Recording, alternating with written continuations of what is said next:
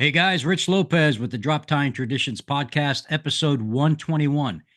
Since I've taken this to YouTube, I'm trying to do more and more of these suckers to build up the channel. Um, and it's no skin off my nose. I like doing it. I'm a former radio announcer, so it's kind of easy for me to do.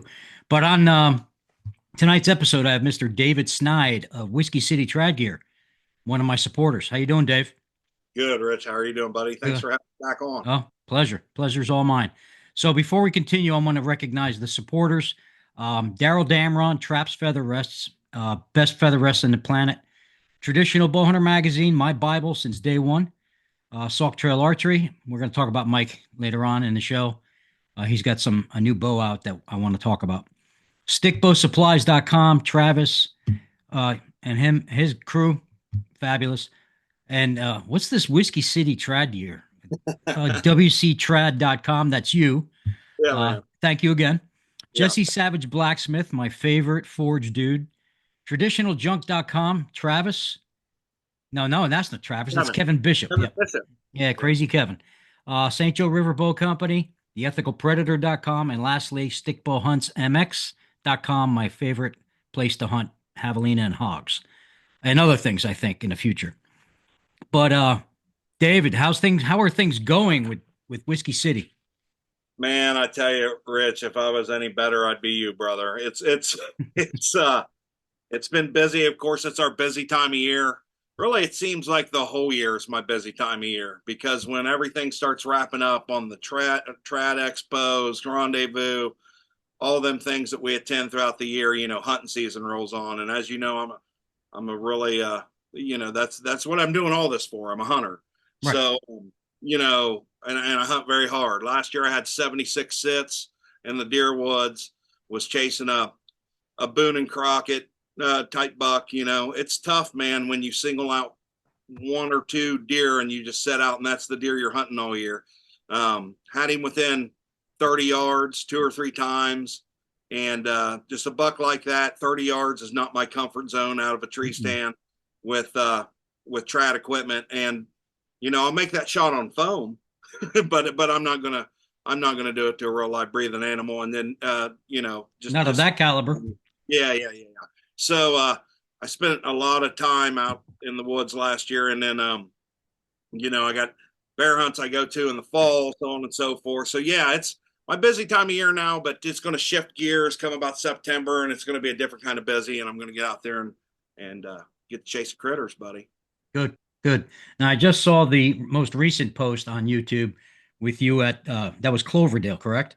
Cloverdale. When's the Cloverdale. last time you've been to Cloverdale, Rich? You used I've to be never been. Never been. back in the day. You never went to the Cloverdale I've National. been invited. I've been You're an invited, OG. I figured for sure you'd have stepped foot on those grounds. I was let me Cloverdale see. used to be the ETAR of the Yeah, Midwest. it was it. But let me see. I was freshly divorced, uh, Good. child support, Good. new girlfriend with kids, Yeah. and so life got in the way. And I was like, I was back when I was in the printing industry back then, and Right. I was getting laid off every 3 months. No So kidding. yeah, I was sucked because everything was being farmed out to uh, Asia, for lack of a better term. Yeah. And then now I was replaced by a Macintosh. So There you go. I had to reinvent myself. But at any rate, yeah, Cloverdale was always on my radar. It's as I'm going, my career's coming to an end. So you guys will see a lot of me.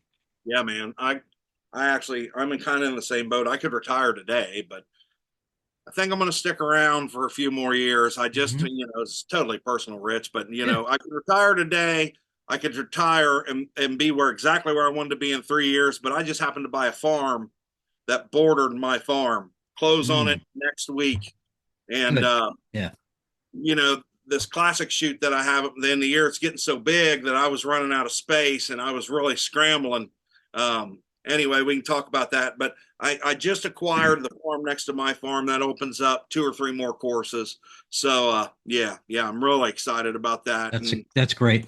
yeah, because we got to do something. That classic Yeah, is great. my goal is to eventually buy some property in Yeah, either Ohio or up by you guys. Up that yeah, way. My wife and I went to the PBS banquet last right, year. We right. drove through 7 states, and of those 7 states, Kentucky and Tennessee were my favorites. Yeah, I yeah. just fell in love with the countryside, the people. I mean, the Like whole culture. Yeah, the culture was phenomenal. Alabama, the cleanest goddamn highways I had ever seen in my life. You could eat off of them. well, they don't get the snow that we get up here. You know Oh what I mean? no, They just when they lay blacktop down there, it lasts. The lifespan on their blacktop is probably 5 to 10 years longer than ours because of the salt and the brine that everybody sure, throws. yeah. But yeah, I was down in northern Alabama one time hunting, and they got a slight dusting of snow. I mean, I am talking a slight dusting, like an eighth inch, quarter inch. There was cars in the ditches. There was they just didn't. They never get snow there. You know what I Yeah, mean? I know. People Yeah, freak out. They freak out, man. yeah, yeah, yeah. Um, that's funny as hell. Um, so the Whiskey City Traditional Archers is growing in leaps and bounds. I'm watching it on social media, Thanks, man. and there's a lot of stuff going on with you guys, which is great. Now, when you went to Cloverdale, were you were a vendor, correct? Yeah, yeah, yeah. I was a vendor, but I had my better half Carrie there with me, so without her, I couldn't do everything it is that I Mhm. do. She is really good about manning the booth. She's a people person. She likes the community. She shoots herself. That's great. But she frees up a lot of time for me to go around and do the YouTube type thing, the vendors walkthroughs, the bows that are there at the show, and so on and so forth. I started that YouTube channel, and well, like I told you earlier before we came on, I'm no Clay Hayes by no means. I don't have that kind of a following, but Mhm. the following I do have is very loyal. And I watch the analytics of the videos, and that's where you can tell if somebody's clicking and watching on a YouTube video for 5 minutes and then they just leave. I have a long retention in my videos where somebody actually watches the video from beginning to the end. And I'm very, very proud of that. It's like 92%, Mhm. which is what I hear from other YouTubers. That's kind of unheard of. Yeah, I So, mean, I didn't get hardly any work done yesterday because I've got my work computers here. I got three monitors here, and then this one, and you're on this one. right, right. But I'm really proud of that. So I know that the follower base that I do have there is very, very loyal. Well, that's kind of a double-edged sword because some of them like the vendor walkthrough portion. Some of them want me to go around and see the trade blanket and spend longer there with the used stuff.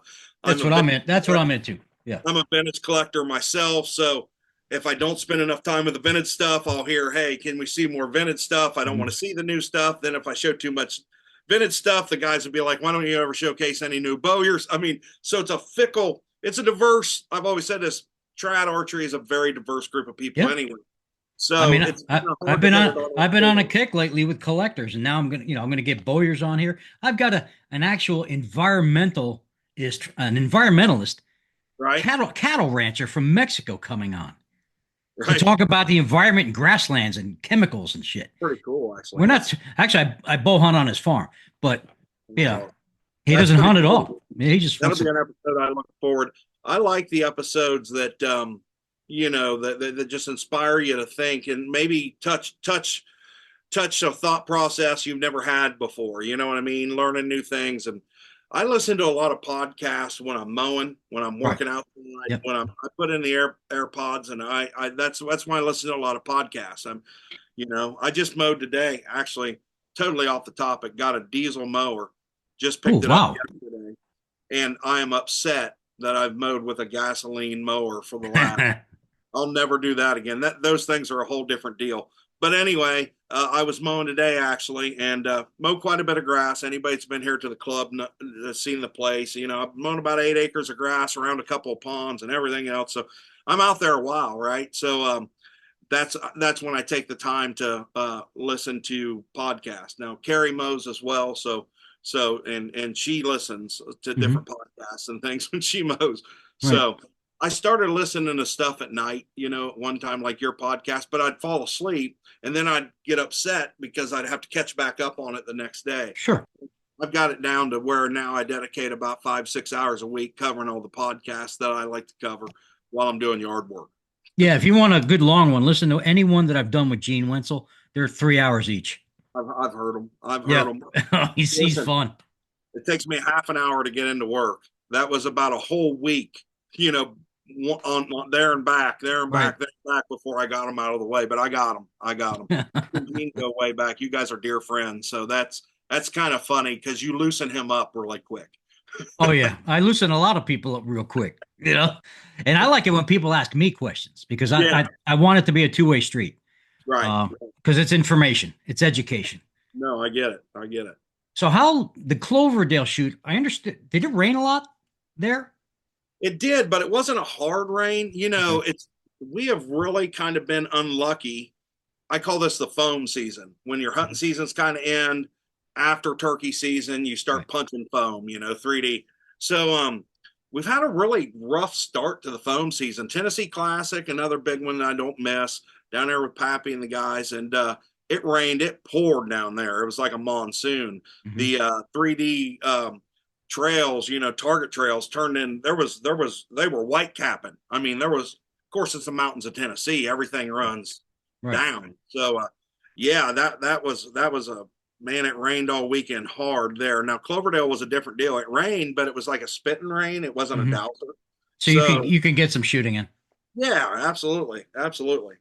So it was a really good shoot. Cloverdale, you know, I've been going to Cloverdale. My first Cloverdale was in '91, I Okay. think, and I've seen the ebbs and flows of Cloverdale. I've seen it where it was at its where it was a monstrosity, like you and I talked about. It was the Right. ETAR of the Midwest at one time, prior to ETAR gaining the notoriety it did and taking off like it did. Another show that I won't miss. But anyway, it Now kind of you've been to ETAR before, yeah, four times. and Yep. I've not run into you. That's weird because I've only missed three in the Really. last since the beginning, and the three that I've missed were the 3 years that I lived here in Florida.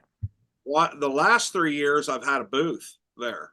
Um, yeah. Hmm. And one time I was in my own Oh tent. well, you had the boot. That's why, because I wasn't there. Yeah. Yeah, yeah. And I was in my own tent the first year down by the main lodge, and then the last 2 years I've been in the big tent. And then the thing about ETAR is I never went. I always wanted to go, but I never went until I got into the business side of things. Till I was a Right. vendor. But now I've been 4 years in a row, and that's one that I'll never miss again. I mean, it's just the granddaddy of them all right now. Yeah, man. Yeah. Oh, and You wouldn't beverages, beverages. Yes, sir. Yes, sir. You wouldn't believe how many of those, I call those bag rags. You wouldn't believe how many of those hipster bag rags I've sent out. They're It's a great. simple concept. It's a golf towel. It's a golf towel. Hmm. It's a woven fiber golf towel, and I just made it a little bit smaller because you don't want that thing hanging like a golf towel. You hang them on a bag; they're like 4 foot long. I Yeah. just made it a little bit bigger in a washcloth. People love those things, man. My favorite is the bottle holder. Yeah, yeah, yeah. I love Yep. that because I've always wanted something when I'm on the range. I never have a bottle of water, and never wanted a bottle of water in my side pockets of my pants. Yeah, Yeah. it's just Now, nice to have. do you have the Molly nylon one, or you're talking about the Clipster, The the or clips. the Clipster, the Sipster? It just clips on the top of the rim of the water bottle. No, the other one. The Yeah, it's Molly. the full Oh foam yeah, yeah, yeah. rubber. Yeah, Right. That's the yeah. best $10 you're ever going to spend right there.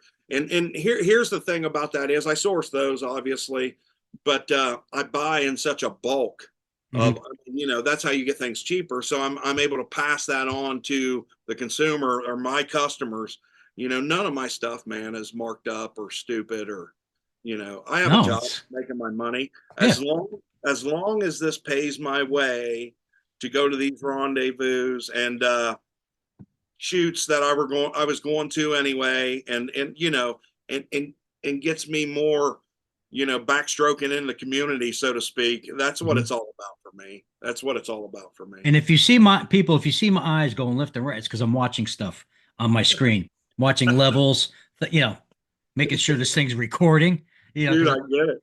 I just built a studio in my basement, and there's a lot to it, man. There's a lot to it. I'm not there yet, but there's a lot to it. I got an indoor range in here. I've got several different stations set up. I'll be happy to show it to you when I get it all done, Rich. But several different. I got an arrow, my arrow building station, my arrow tuning station, my broadhead and hunting type Aero Prep Station, and then What's I that? mean, What's that pretty all cool. behind you with the numbers on it? What are those? Is that string material? Oh yeah, B90, yeah, that's right. D97? Okay. That's D97. I got a lot of B55 too. I don't know if you can see it. The big stuff's B55, and Okay. here's why. I've never really enjoyed tying strings. I got to I be hate honest. it. I don't like it, and I'm friends with some for real string builders, right? So that take pretty darn good care of me. I don't want to, I'm not trying, but I've got since I did this basement remodel, and this is where all my bows have been stacked up for the last 25, 30 years. 20, I just they all end up here. Um, I did a count, and it's insane, what I've picked up over the years. And but I really started going through those bows, and some of them, and I'm sure you've been there too, some of them I just got because it was stupid not to get them. $20 for a Ben Pearson, like a Ben Pearson, or Well, Colt or whatever. did you So listen to my podcast with Bernie from England? yeah, yeah, Okay. yeah, 30 quid. Really? That's $41. right, right. Do the math. Yeah, it's $1,000 bow for $41. I'm like, come on. Absolutely. But having said that, I went through all those dang things, and I'm going to be lightening the quite considerably on lightening the load. I I've think I've been doing that only because I I'm think I'm investing going my to take money in hunts. the Kalamazoo Bow Show. They Mm. have a old Kevin's over there on the T-Cat side of things, but Dave Darling with the Kalamazoo Bow Show, he has a consignment table. It's the neatest thing ever. So anybody has old bows in their closet, any old archery equipment, and they're not getting around to it, when they go to the Kalamazoo Bow Show, they can put it on the consignment table. Hmm. They go shopping at the new vendors or wherever around the show. They sell their bow for them. It costs $5. Yeah. $5. And then they send you a text, your bow is sold, and you just walk over there and pick up your money. And what I saw is a lot of that money was filtering back into the vendors, Sure. And so I'm taking somewhere upwards of 100 bows next January to Oh, wow. the show. So it's And $5 per bow? it's $5 per bow. Yeah. Per bow. That's a deal. Yeah. I mean, if I'm going to sell one of these bows that need a little work or something, if it's $50, $60 bow, I mean, Right. I'm going to put 65 on it. I mean, cover the $5 and I get my $60. So Sure. Yeah. kind of deal. It's really a neat concept. I do like that part of the Kalamazoo Bow Show when he introduced that. I thought that's genius. That's a good way to do things because a lot of that money filters right back into the vendors there at the show. Yeah, the first year I know they had some growing pains, but then I heard this year everything kind of went pretty smooth. There's Well, always going to be a naysayer or somebody who's negative. always, That's always, no everywhere. matter what you do. Yeah, no matter what you do. But at any rate, but so you did Cloverdale, you did the Tennessee Classic, then you went on to Compton's. Yeah, yeah. Just I actually, heard Compton's was insane. dude, just got back from Compton. That was just this past weekend, and uh, it was last year at Berrien Springs. Hmm. A lot of people were asking me. I guess there was some rumor out there for a while, and it wasn't really rumor, but some people were thinking that the Compton was going to come here to the Whiskey City. I was talking at one point, and I was seeing if I could. I was approached, so I was seeing if I could put it together. It's just that's a huge undertaking, Hmm. Rich. That's Hmm. not your regular. You need some real estate. You need some real estate when you're talking 300-400 campers. And I had a couple venues lined out for them, but they didn't want the campers. So you really have to, or they didn't want campfires, or it was always a little bit of Right. something. So you really have to, not just everywhere is available to put one of these things on at that mass. Hmm. So they ended up going to Noblesville, Indiana, to a Hmm. club about 2 hours from me, north of me. It's Katiwi, and I didn't have anything to do with that. They found that on their own and whatever. But I've been to Katiwi. A guy named John Fort shoots there a lot. Mandy Boggs. So yeah, it's a good club. It's a very nice venue. It's flat. It's rolling in a couple spots. There's plenty of real estate. There's a campground right off of it. So time will tell. But I mean, first year in a scramble, going away from Berrien Springs where they've been forever. I'm sure it's better. I mean, better than most places they could have came up with in that short of I notice. already looked into flights. So Yeah, yeah, $110 round trip. I fly into yeah. Indy. One of my buddies will pick me up. Oh, I'll probably stay with Jerry Oliver and Travis and Kevin Bishop. yeah, yeah. Kevin's just in, north of Louisville. I mean, he's not very far from Indy, really. And if Mhm. he don't do it, I can do it. I'm an hour and a half away from the airport in Yeah, I Indy. told my wife I'm not coming home. I said I'm going, I'm gone. We'll just have one of those relationships. Right. So at Compton's, that was I think a 4-day event, Thursday through Sunday. Yeah, it's a 4-day event. Some people start rolling in there a little earlier than that, but I think. But yeah, it was. I don't know. I feel like it was bigger than it ever had been, and maybe that's because this is the last year at Berrien Springs. Mhm. As far as there as a vendor, we did exceptionally well. It's crazy. It's very humbling. Yeah, we just had a really good show, Rich. We had a That's really good. good show there, and That's it's good. a great shoot. It's where I go to. It's kind of where I try not to think again. Thank goodness for Carrie, because I try not to spend too much time in the booth. A lot of people want to shoot and da da da, so I just go around and have fun all weekend. I really do. That's great. That's great. Owns the Did, booth. God did you bless. happen to see my Glenn St. Charles T-shirt? I did. Yeah. I did. Yeah, dude, Yeah. your artwork is you know, you're just really talented Thank you. when you are. You're just super talented, and it shows in every bow that you redo on the vintage side of things. And I'm 3 years now waiting, trying to get a bow into you, and I know it's not easy. I did a little collab video, and I know you talked to Shane Unruh. I Mhm. can't ever pronounce his last It's name. Unruh, Unruh. UNRUE. Yeah.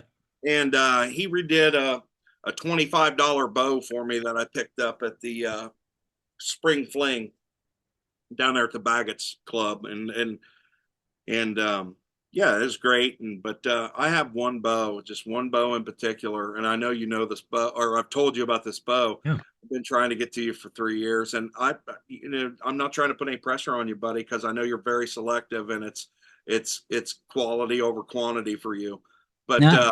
I'll give you the same quality I give everybody else. I know, but that's why you're getting this bow. It's the oldest. I collect Indian archery bows. I collect several bows, but my two staples right now are Indian Archery and United States Archery Company out of Hmm. Denver. And I've about closed out. Have you ever picked up a Hawaiian? I've got a few of them. Yeah, That's the yeah. one with the real zany riser. And the Jaguar is another one. Oh, on the United States Archery side, yeah, Yeah. yeah. Here's a Jaguar. Yeah, that's cool as hell. Yeah, this thing's clean. I got it from that guy that wrote them books that you know. Okay. I can't think of his name. That's terrible. You know something? What the hell's that damn? That's, I know you got to get up to find those books, but I know you have his books, and he knows you. That's the only reason I'm bringing it up. What's But crazy is I cleaned my library up. My 12 by 12 man cave. This is my room. But you see the bows behind me. right. That's just a spattering of what I have because the grandkids' bedrooms are in the back and they're loaded with bows. Oh, same here. I got them spread out all over down here in Yeah. pile, and then out in my barn is where kind of it's the clubhouse for the Whiskey City Traditional His Archery. name is Stuart. That's it. Stu. I was saying Yeah. Lou earlier. It's Yeah. Stu. That's it. I said the guy has an unusual name, a name that you don't encounter Yeah, every day. Yeah, it's right. Stuart. I forgot his last name, but And yeah. I don't think I don't want to speak for the guy, but I don't think he's refinishing bows anymore. But he did No. for a really, really long time, and did great work. He did Yeah. great work, but I don't think he does anymore. I don't know his age, but he's got to be getting up there in I age. think he has a background in repairing and refinishing fine musical equipment like Yeah. Stradivariuses, stuff like that. Oh yeah, like the high So, end. yeah. Yeah. So that So requires talent. yeah, Stu was nice enough to send a few of his uh, he finished them, but a few of his USAC or United States Archery Company Yeah. bows. We brokered a deal, and I got those, and just you know, they came to a good home. I mean, I don't really. There's a couple of my shoot, but most of them are collectors. Well, let me ask you, why did you choose that particular manufacturer?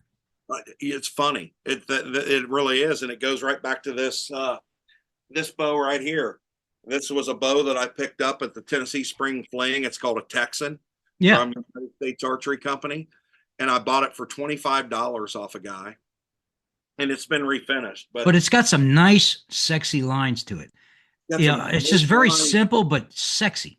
Yes, it is, and it's very minimalistic, so to speak. It's a 62-inch recurve. It's light. It's only like a 30. I put on the fingers for me. It's about 34 pounds, 35 pounds at my draw length. You shoot it But all day long.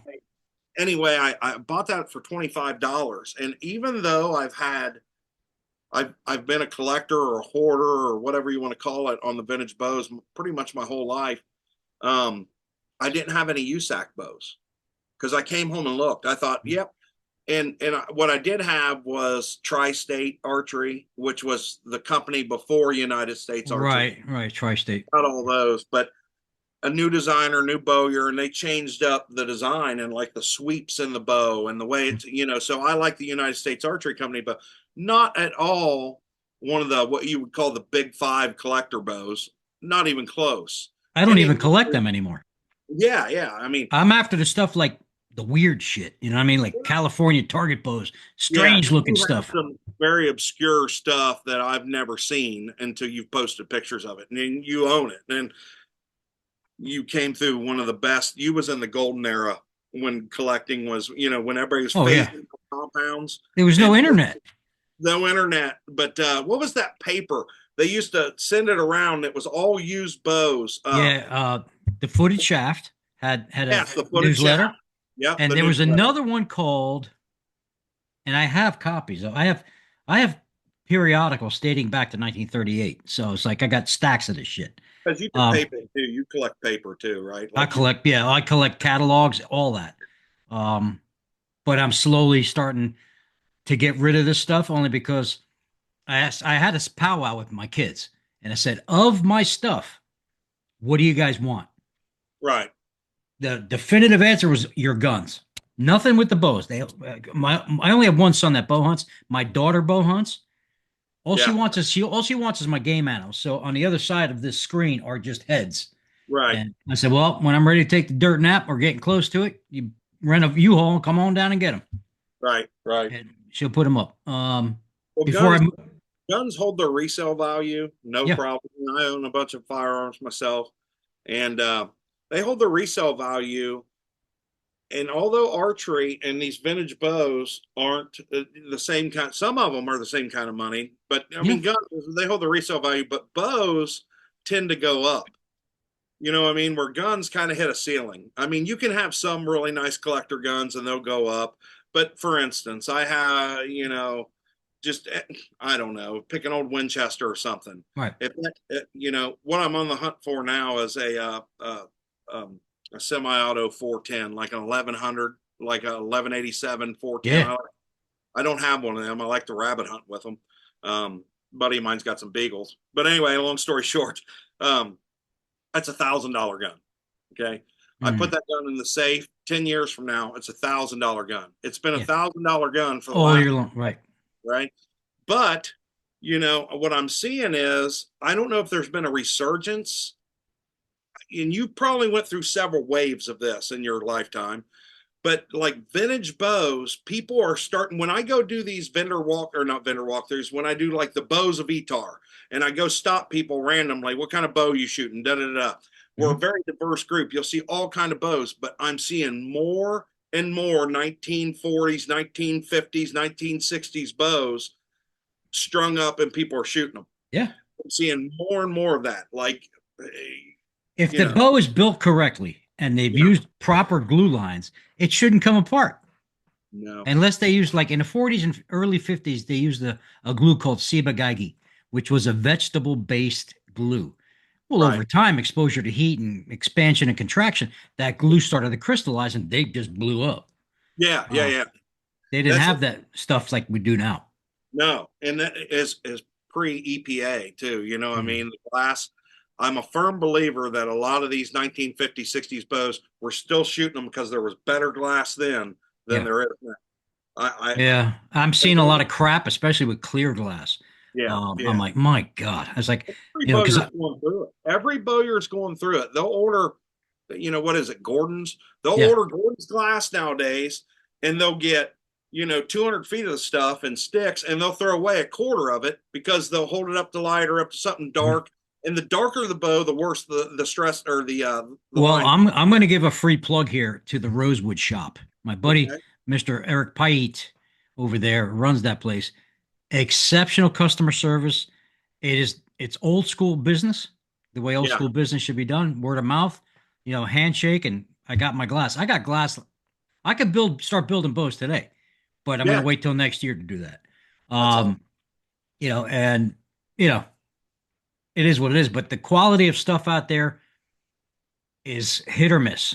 Right. But he has been the most consistent producer or seller of product that Right. I've ever dealt with, and I just didn't really deal with him until this year because I said I got to get with him, Yeah. and Mike Pye, that's his name, Mike, and I've actually yeah, heard of him. Yeah. yeah, Yeah. the Rosewood Shop. Actually, Yeah. what's ironic is I know him from collecting. I'm going to say about 20 years ago, I bought a 1963 or 60, no, 64. Yeah, it was a 64 H101 Black Widow Wilson Brothers, the 60-inch hunting bow. Yeah. I've got a couple. Yeah. But that H101, I paid $900 for it 20 years ago. Woo! Yeah, that was a lot of money back then, a lot of change. It was nice, huh? Yeah, it almost cost me a divorce, but whatever, whatever. But it was a great shooting bow, and it was walnut, which was even rarer. Yeah. You know, Well, let me circle back around because I have severe ADHD. I'm hard to stay on task, especially when I'm talking to people with like-minded, like yourself, and we both love this hobby and sport so much. But you asked a couple questions in there. First off, you said something about the string behind me, and I think I was going. So the bows that I'm keeping, a lot of them don't have strings. It would hmm cost me a fortune to string up 200 bows. So yeah, I don't tie strings for anybody. I don't anything. I'm not good at it, but I am going to get good at it. So I've ordered a bunch of new string. I know how to make a string, but I'm going to make strings for all those bows. So when I hang them and do them properly, everyone's got a new string on it. That's first. Second off, the reason I came upon United States Archery Company is actually I came back, checked my bows after Tennessee Classic. I didn't have any USAC bows, United States Archery Company bows, and I shot that one extremely well, that Texan. hmm And it's made with and they were kind of revolutionary in this. They used a glass called permaglass, right? And I just really liked the cast, the smoothness of that bow. It was a light bow and it spit an arrow really good. And it just kind of humbled me. I sat there and looked at that. I did a little YouTube video on it, and I was sitting there looking at it at camp later that night, and I was thinking that bow is just as applicable today as any bow out there. And that's one of the reasons I got it refinished is because I plan on harvesting something with that bow. sure. Um, anyway, so I just started going down the wormhole of the United States Archery Company, who they were, what they'd done, da, da, da. And once I got all the history of it, I just really just started liking it because I didn't have any, number one. Number two, it's kind of the underdog. Nobody really collects it. Nobody collects. You've probably had 50 United States Archery Company bows through the. Never owned one. Are you serious? Swear to God. I figured that would be a visitor for you. Like you pick up a USAC bow for 30 I've bucks. looked at them. I've fondled them. That Oh, Jaguar, but that's the yeah. one I want. That's the Which one I'm one? looking for. The Jaguar, the one you showed Oh me yeah. earlier. Yeah. Yeah. Yeah. Um, So anyway, yeah. that's just what it was. And they were only in business for 5 or 6 years, and I don't know how mass produced they were. And there's very little intel, besides what's out there through the catalogs. And another guy, and this is terrible because I meet so many people. This guy, but he reached out to me out of the clear. I'm not going to say his name because I don't want to say the wrong name. Super nice guy. Sent me an email, and he sent me the 5 United States Archery Company catalogs, pristine, like mint condition. Wow. Wouldn't take a dime for them. Said that I was the only guy he ever knew that had an interest in those. Was he from New Jersey by any chance? Yeah, that's him. Yeah, I actually shot with him when I was in Baltimore. Yeah, and did he tell you he sent me those catalogs? No, we just Oh, okay. I gave him a Bud Light, and he sent me a bunch of risers that were broken. The limbs were broken because I'm practicing stippling. Oh, yeah, yeah, yeah. Yeah. Mike He, Roberts, he is a whole he's different actually level. a heart surgeon. He works in a heart thing. And when my wife was sick, she had some pain and stuff. He sent pills to me. Yeah, that Wow, you shouldn't be wow, sending pills to people, but they good helped guy to her. know. Yeah, Good guy to know. yeah. But anyway, he sent me the catalogs, and I'm actually getting them copied because my vision is around like my Indian archery bows, my United States archery bows, my Pearsons. I want to put actual literature framed around Yeah, it. yeah, yeah. So my basement walls are turning into like a, a little. I'm not Gene, but my Oh basement. my God. Have you been to Gene's place? No, he's invited me several times. Dude, you have to go. I've never been, but the pictures I've seen, I see what he brings to the shows, it's a and Smithsonian of archery. yeah, yeah, it's a Smithsonian of archery. I don't know if there's. I don't want to be wrong. You probably know if there is. Is there a bigger collect? I know there's a lot of good big collectors out there, but Well, Gene's definitely there's, one yeah, of them. he's unique in that he collects serious historic items that are Really very cool. important archery. Yeah. And his broadhead collection is. I don't know Is if there's anybody no, big. that's the biggest that I know of. Yeah, yeah. There's It's another collector named Wade Phillips out there. He's in I've heard his Nebraska, name I think in several times. Nebraska, but I think his stuff is primarily bear Yeah, yeah, and broadheads. He has a huge broadhead collection. He yeah. wrote the books on the broadhead collectors books. I Um, own a bunch of bear bows, and everybody says, how many grayling bows do you got? I don't know, 30 probably, but I'm not in love with them. It just seems like yeah, they're a dime a dozen. I got bored with them, Yeah, I got bored with them. yeah, Fred was an innovator, no doubt. Nobody can dispute that. But he was also a worker. And when I say a worker, I mean they turned out. I heard rumor one time that they turned out something like 20,000 grizzlies I believe it. Yeah, I in believe one it. year. Um, And I didn't realize how um, saturated the market was until eBay went to its zenith. Because yeah, back when 20 years ago, yeah, I must have had 40 1959, 1960 Kodiaks. Okay. right. I sold them all to a heart surgeon named Warren Strickland from Canada. All of Okay. them. You can Just imagine cool. that shipping bill. Yeah, I imagine. But he paid like 1,200 to 1,400 bucks a bow. Hmm. Yeah, you good move. Yeah, but that's when the market was hot for those Right, particular models. I said told my wife I'm unloading them. We're putting a garage door in the house. We're putting a roof on the house. And I just right. turned that money around to put it back into the house. Yeah, yeah. No, I don't blame you. I don't blame you. Yeah, but just like you said, that the believe me, the die-hard bear collectors, the guys collecting the 40s and 50s stuff, the stuff that Fred actually had his hands on in his garage in Grayling, Yeah, you know, the they're out. Grumleys. Yeah, yeah, they're out there, and that's almost something different. But I'm talking about the mid '60s bears, they're just everywhere you go.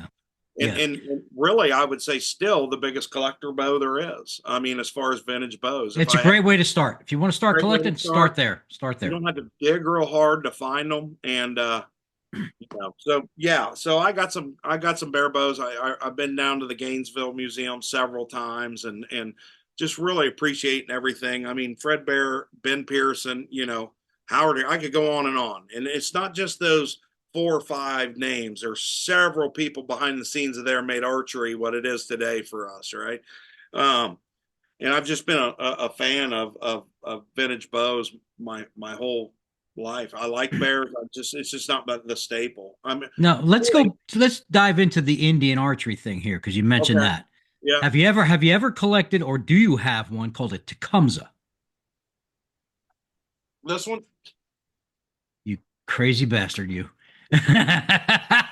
That's it.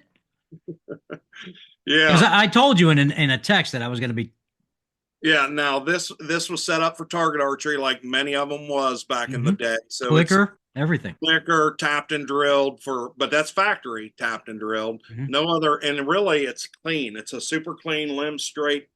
Now listen, this was my grail. This one's probably the hardest Indian archery bow to find, and Absolutely.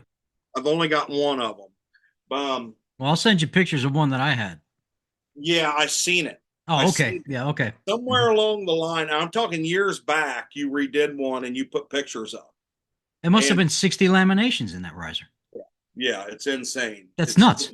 It's just insane. But yeah, that one was hard to find. And you look for 30 years for that bow because I've always been a collector of Indian archery. I've closed out that line. The only reason I collect Indian is because they're out of Evansville, Indiana, and I'm a Yeah. Hoosier. I'm in Indiana. Right. I'm not partial to Evansville, but I mean, they were an Indiana-based bow company. Started as a toy company, moved into the bows, moved into compounds, right? And they were actually making a run in the compounds and then just kind of flushed out. You know what I mean? Got beat by the big box. Bear was killing everybody. Everybody and Ben Pearson. And Pierce was killing Now, everybody. do you have a need? You know the Indian head strike plate. Yep. You have a need for those? I tell you what, I missed out not too long ago on one of those trad archery pages. Somebody had an actual die. I And do. did you buy that off the online? I bought a collection 2 years ago from a dude, a friend of mine from New Jersey, and is all this shit in there. It's like, oh my God, look at this. I can start punching that Indian archery stuff. Yeah, I missed out on it. It sold for like stupid. It was like $60 or something. And I missed out. I paid like $500 for an entire collection. Yeah. I mean, he's in his 80s. He's getting remarried in 83, 84 years old. He says, Yeah. Rich, I can't do this anymore. I need you to have it. I was like, okay, no problem. So I drove, and met him at the Villages in Florida, which is where all the swingers are. And How do super you nice know guy. that? His How do name you is know Ray. I podcasted with him. So, that? Okay. but at any rate, I mean, I got some stupid cool stuff in this Yeah, when collection. you're ready to move that stuff, let me know. Let me Yeah. know when you're ready to move that stuff. But yeah, I I don't actually see myself slowing down, dude. I'm 65 freaking years old. yeah, I don't see you slowing down a bit. No, I feel great. My Yeah. mind is always constantly everything I do in the morning. I get up, go on eBay, go on the Oh yeah. Stickboat page. Yeah, Yeah. I actually made my own. And it's over there, but I actually made my basically it's just a cookie cutter, right? yeah, I put it in a press, and I mean, I molded it off an original, sharpened the edges a little bit, and got it to yeah, where to do that indentation. yeah. It was going through them at one time, but it ain't anymore. But it'll make a good. You wet that leather down, it'll make it, Mhm. and then I just cut it out with an X-Acto knife I use a rubber mallet and a 2x4. and Put it just over top, and bam. yeah, that's Cuts the way it. I could probably do it. But it's pretty thin, so I need to get a thicker one made or something. But heck, if you go to move yours later on in life, maybe I'll just end up I'm with just that. gonna punch out a bunch and send you a baggie full. Yeah, man. Yeah, they're great. And the cool thing about that is it's period. So it's not a knockoff like I have. When Mm-mm. you stamp those things, they're actually coming. That's an Indian factory die. Yeah, You know, that's it, period correct. that's period correct. So when like the bow I'm sending you, I would want something.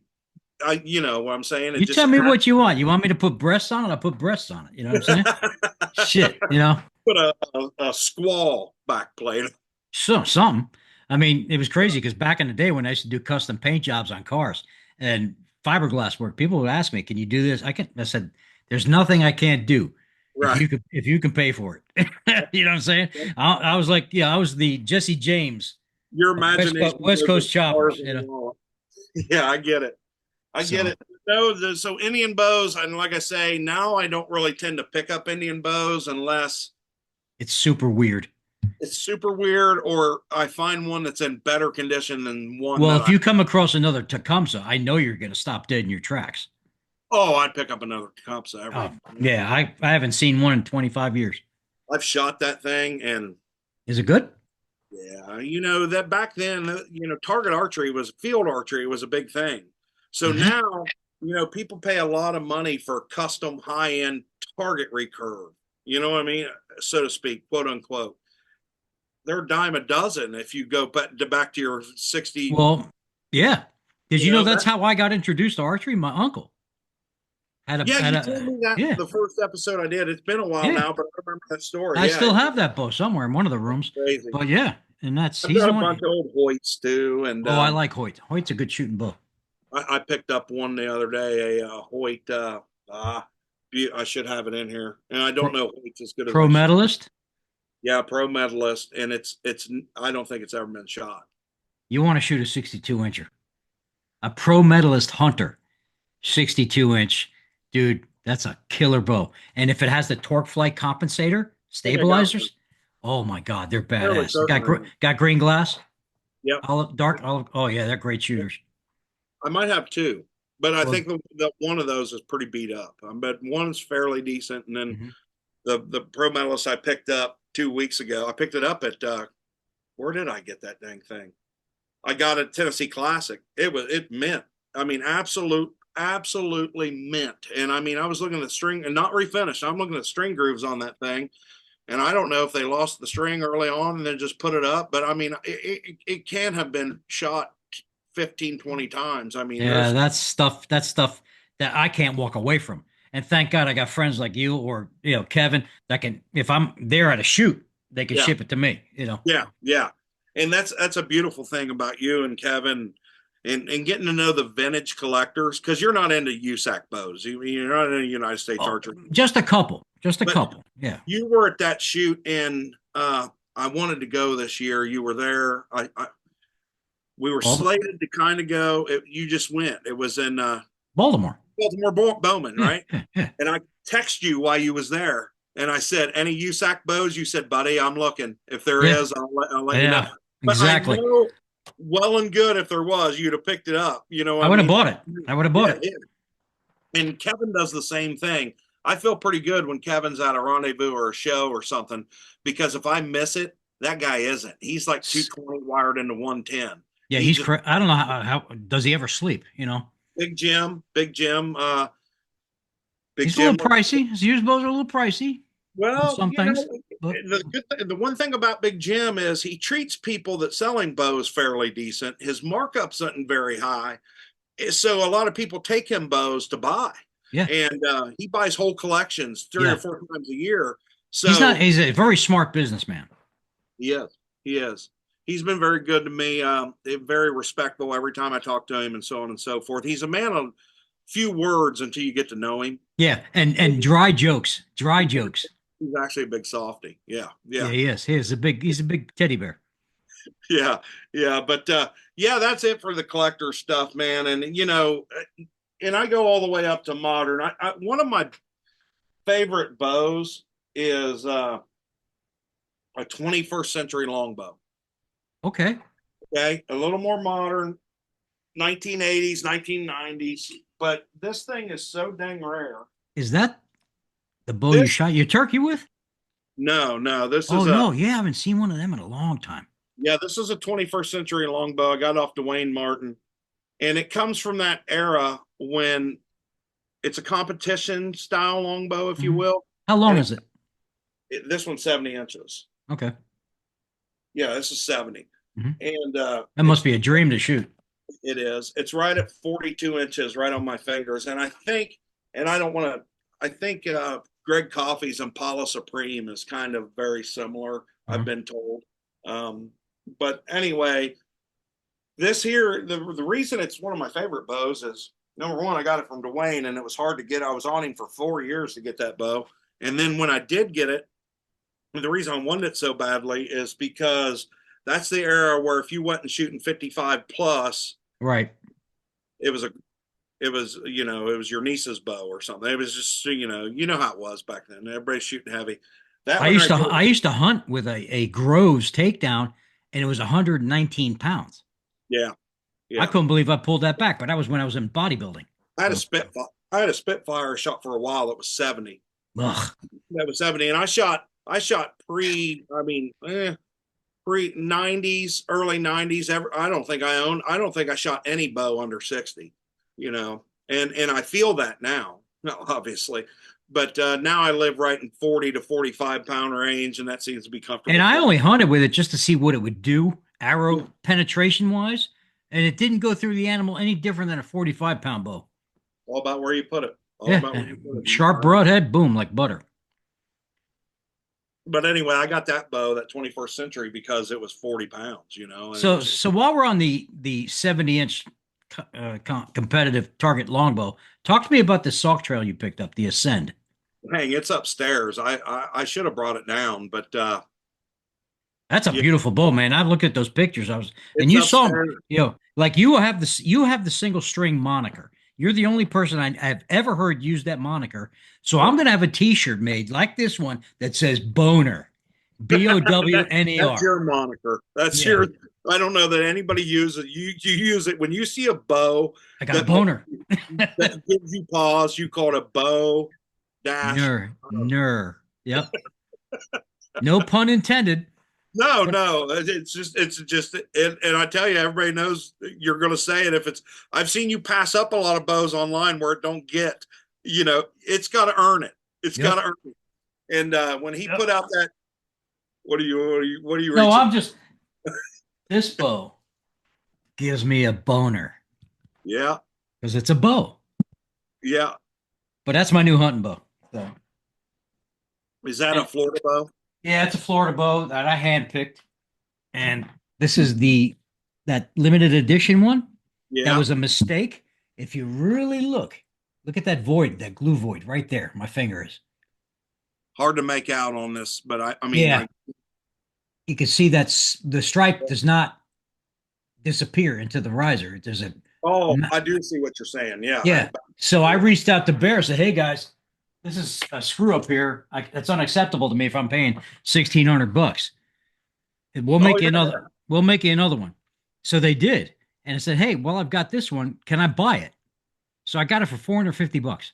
So that's my target. That's my 3D bow. Can't blame you. I tell you what, I have always heard the Bear has impeccable customer service. I've always They heard. do. They do. I've never, Absolutely. I've never dealt. I mean, I don't think I have one Florida bow. I got those grayling bows, but different strokes for different folks. You can't own them all, right? But yeah, I went to Compton, and you're talking about Mike Roberts from Sauk Trail. I actually was blessed enough to know. Now, Mike and I have become really good friends over the past few years, and I talk to him regularly. And the bonus is he makes a darn nice bow. That's the bonus of knowing Mike Roberts. He They're makes a darn gorgeous. nice bow. And I came home with a couple bows from Compton. I came home with 14 bows. Oh, geez. 10 of those were Indians. I just couldn't pass them up. I mean, I got them, but a Mm-hmm. couple of them are in good enough shape that they might make the team. But anyway, long story short, Derek Yeah. DeRuza's custom bows. I came Mm-hmm. home with one of his recurves, and then I came home with the Ascend from Mike Roberts, and I own several Sock Trail bows, and it wasn't in the stars for me to own that bow. He took 4 down there. He sold them all, and I was he had a really good. I don't know how many bows the guy sold. He was in the booth next to me, so I had some kind of idea that what was going on over there, and he was moving some dang bows. But anyway, um, Was so he he by had himself or did he have his family with him?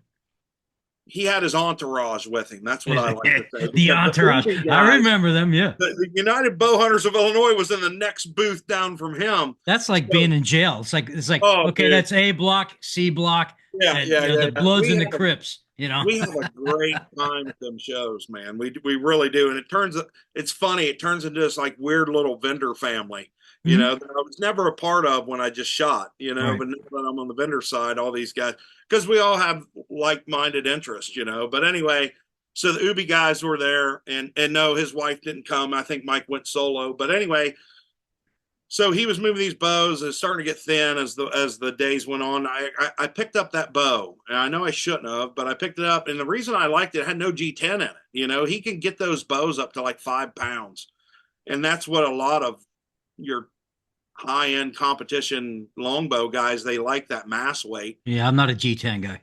I am, and I'm not, but for that, for I go back and forth. But that bow there didn't have any G10 in it. Woods in it were gorgeous.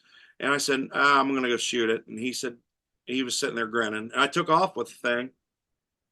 And I went out there and just, I don't know if it's the placebo effect of a new bow, but I was Yeah. stacking them. Brother, I was stacking them in there and enough to, I mean, there was a guy out there and he was like, well, he took the bow. He was stacking them in there. So some other guy took the bow and he was stacking his.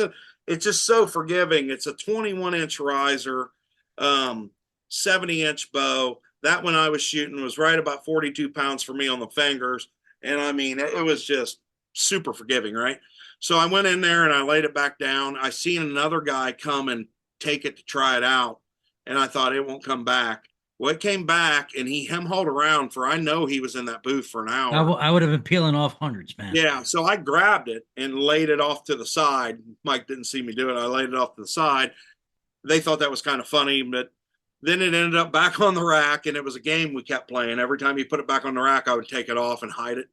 Well, he kept putting it back on the rack, and then the very last day, Sunday, some guy came in there and he said, "Do you have, man? I can't believe you have it." I thought he was talking about the Ascend, but no, he ended up buying a Kinsman. Mike had one of them left. I think, he brought 5 or 6 of them, so he had one left. So that guy ended up buying his last Kinsman, but I thought he bought that bow and they were messing with me. Yeah, he got that bow. I was sitting there, man, I should have bought that bow. Should have bought that bow. And then Mike went and got it. He hit it and he handed it to me. So I brought it home. That was a long run off a short dock, but I brought it home and I've been shooting it. I've shot it maybe 5 or 6 times now, and I've switched over to the wood arrows with that one. When I tested it, I had my aluminum arrows, but I got a 520 grain full wood arrow on there, made from Joe Callahan at True North. Yeah. He gave me a set of arrows down there. He made a set of arrows for me that say Whiskey City on them. Super good, beautiful set of arrows. Anyway, so I brought them and broke 3 of them out of the box and started shooting them. And golly, I mean, I'm out there and I'm shooting 20 yards, and this bow is about point on for me at 20 yards with that heavy of an arrow, and maybe 2 or 3. I'm a gapper, so maybe 2 or 3 inches low. It's real hard. It's real easy to find the center of that target face, and I'm stacking them in there, and I'm thinking. And I put a post on the board, and my old buddy Santo laughed at it. But I said I might go to the. You never know. I might end up at the Lancaster Classic next year competing with them longbow outlaws. And the reason he laughed is and I saw that post. Yeah, he's been telling me to get there for years. I'm not that kind of shooter. I'm a hunter. I'm not that kind of shooter. And really, punching paper is kind of boring for me. Mm-hmm. Right? But here's the thing: I start out strong. Rich, I start out strong, but it's a mental game. The longer you do it, it'll start getting wider and wider and wider on you. Your form and process starts breaking down. So keeping that mental edge and doing the same shot every single time, same process, is what separates the men from the boys, so to speak, in that genre of our sport. Sure. They're just very disciplined, very, very disciplined. Now, you're a 3-finger under guy, which is perfect for gap. Yeah, okay. 3-finger under guy, and I'm playing around with 2 fingers under. Because think about what's that 3rd finger do? Nothing. It's in the way, in my opinion. Yeah. I started shooting 3 under about a week ago, playing with it, and what a difference. I tell people, if you're going to start screwing around, go down and wait. Something you can handle, because there's a lot of thought process coming in when you suck in, and I'm sitting there going like this, and trying to get that vision, that sight window. Yeah. I did blow 2 arrows through my plastic fence, but which, oh, by the way, so behind my house, I have my backyard is fenced in with this beautiful white plastic fence. So behind our houses, between the communities, is a drainage ditch. It's kind of like a moat. You get all sorts of critters coming up in there. I got turtles, I got snakes, all sorts of shit coming in, an alligator or 2. Well, this guy, every year the city sublets this dude. He comes in with this giant, looks like a tank with a big robotic arm that has a bush hog on it, and he trims all the bushes and stuff and the shrubs. He ran over 2 of them arrows, boys. I hear him curse. Oh yeah, because they have broadheads on them. Sure. Yeah, what a mess. That's what you get for mowing the ditch of a bow hunter's backyard, I guess. Yeah, and I'm the only bow hunter in the neighborhood. But yeah, that bow it's going to be a game changer. And like I just showed you, the 21st Century, I own several timber points from Estonia, from over in Estonia, and competition style longbows, because I've always had a fetish with thinking that sooner or later I was going to compete with longbow wood arrows. I shoot with a guy named Kenny Jordan. There's a guy who's on the Cloverdale video. He only lives 2 miles from me. And he's a heck of a shot. His whole family's really good shots. And because of that, I've always wanted to kind of try to see if I could compete, but every time that I do, I'm not where I want to be. And the reason why is it's really, I don't shoot as much as those guys. And that's archery for me. And this isn't for everybody, but archery for me, it's like an endless game of learning what not to do, you Mm-hmm. know? And I went through several renditions of traditional archery. I've never shot a compound. Since I was a teenager, I've shot nothing but trad, so to speak, single string.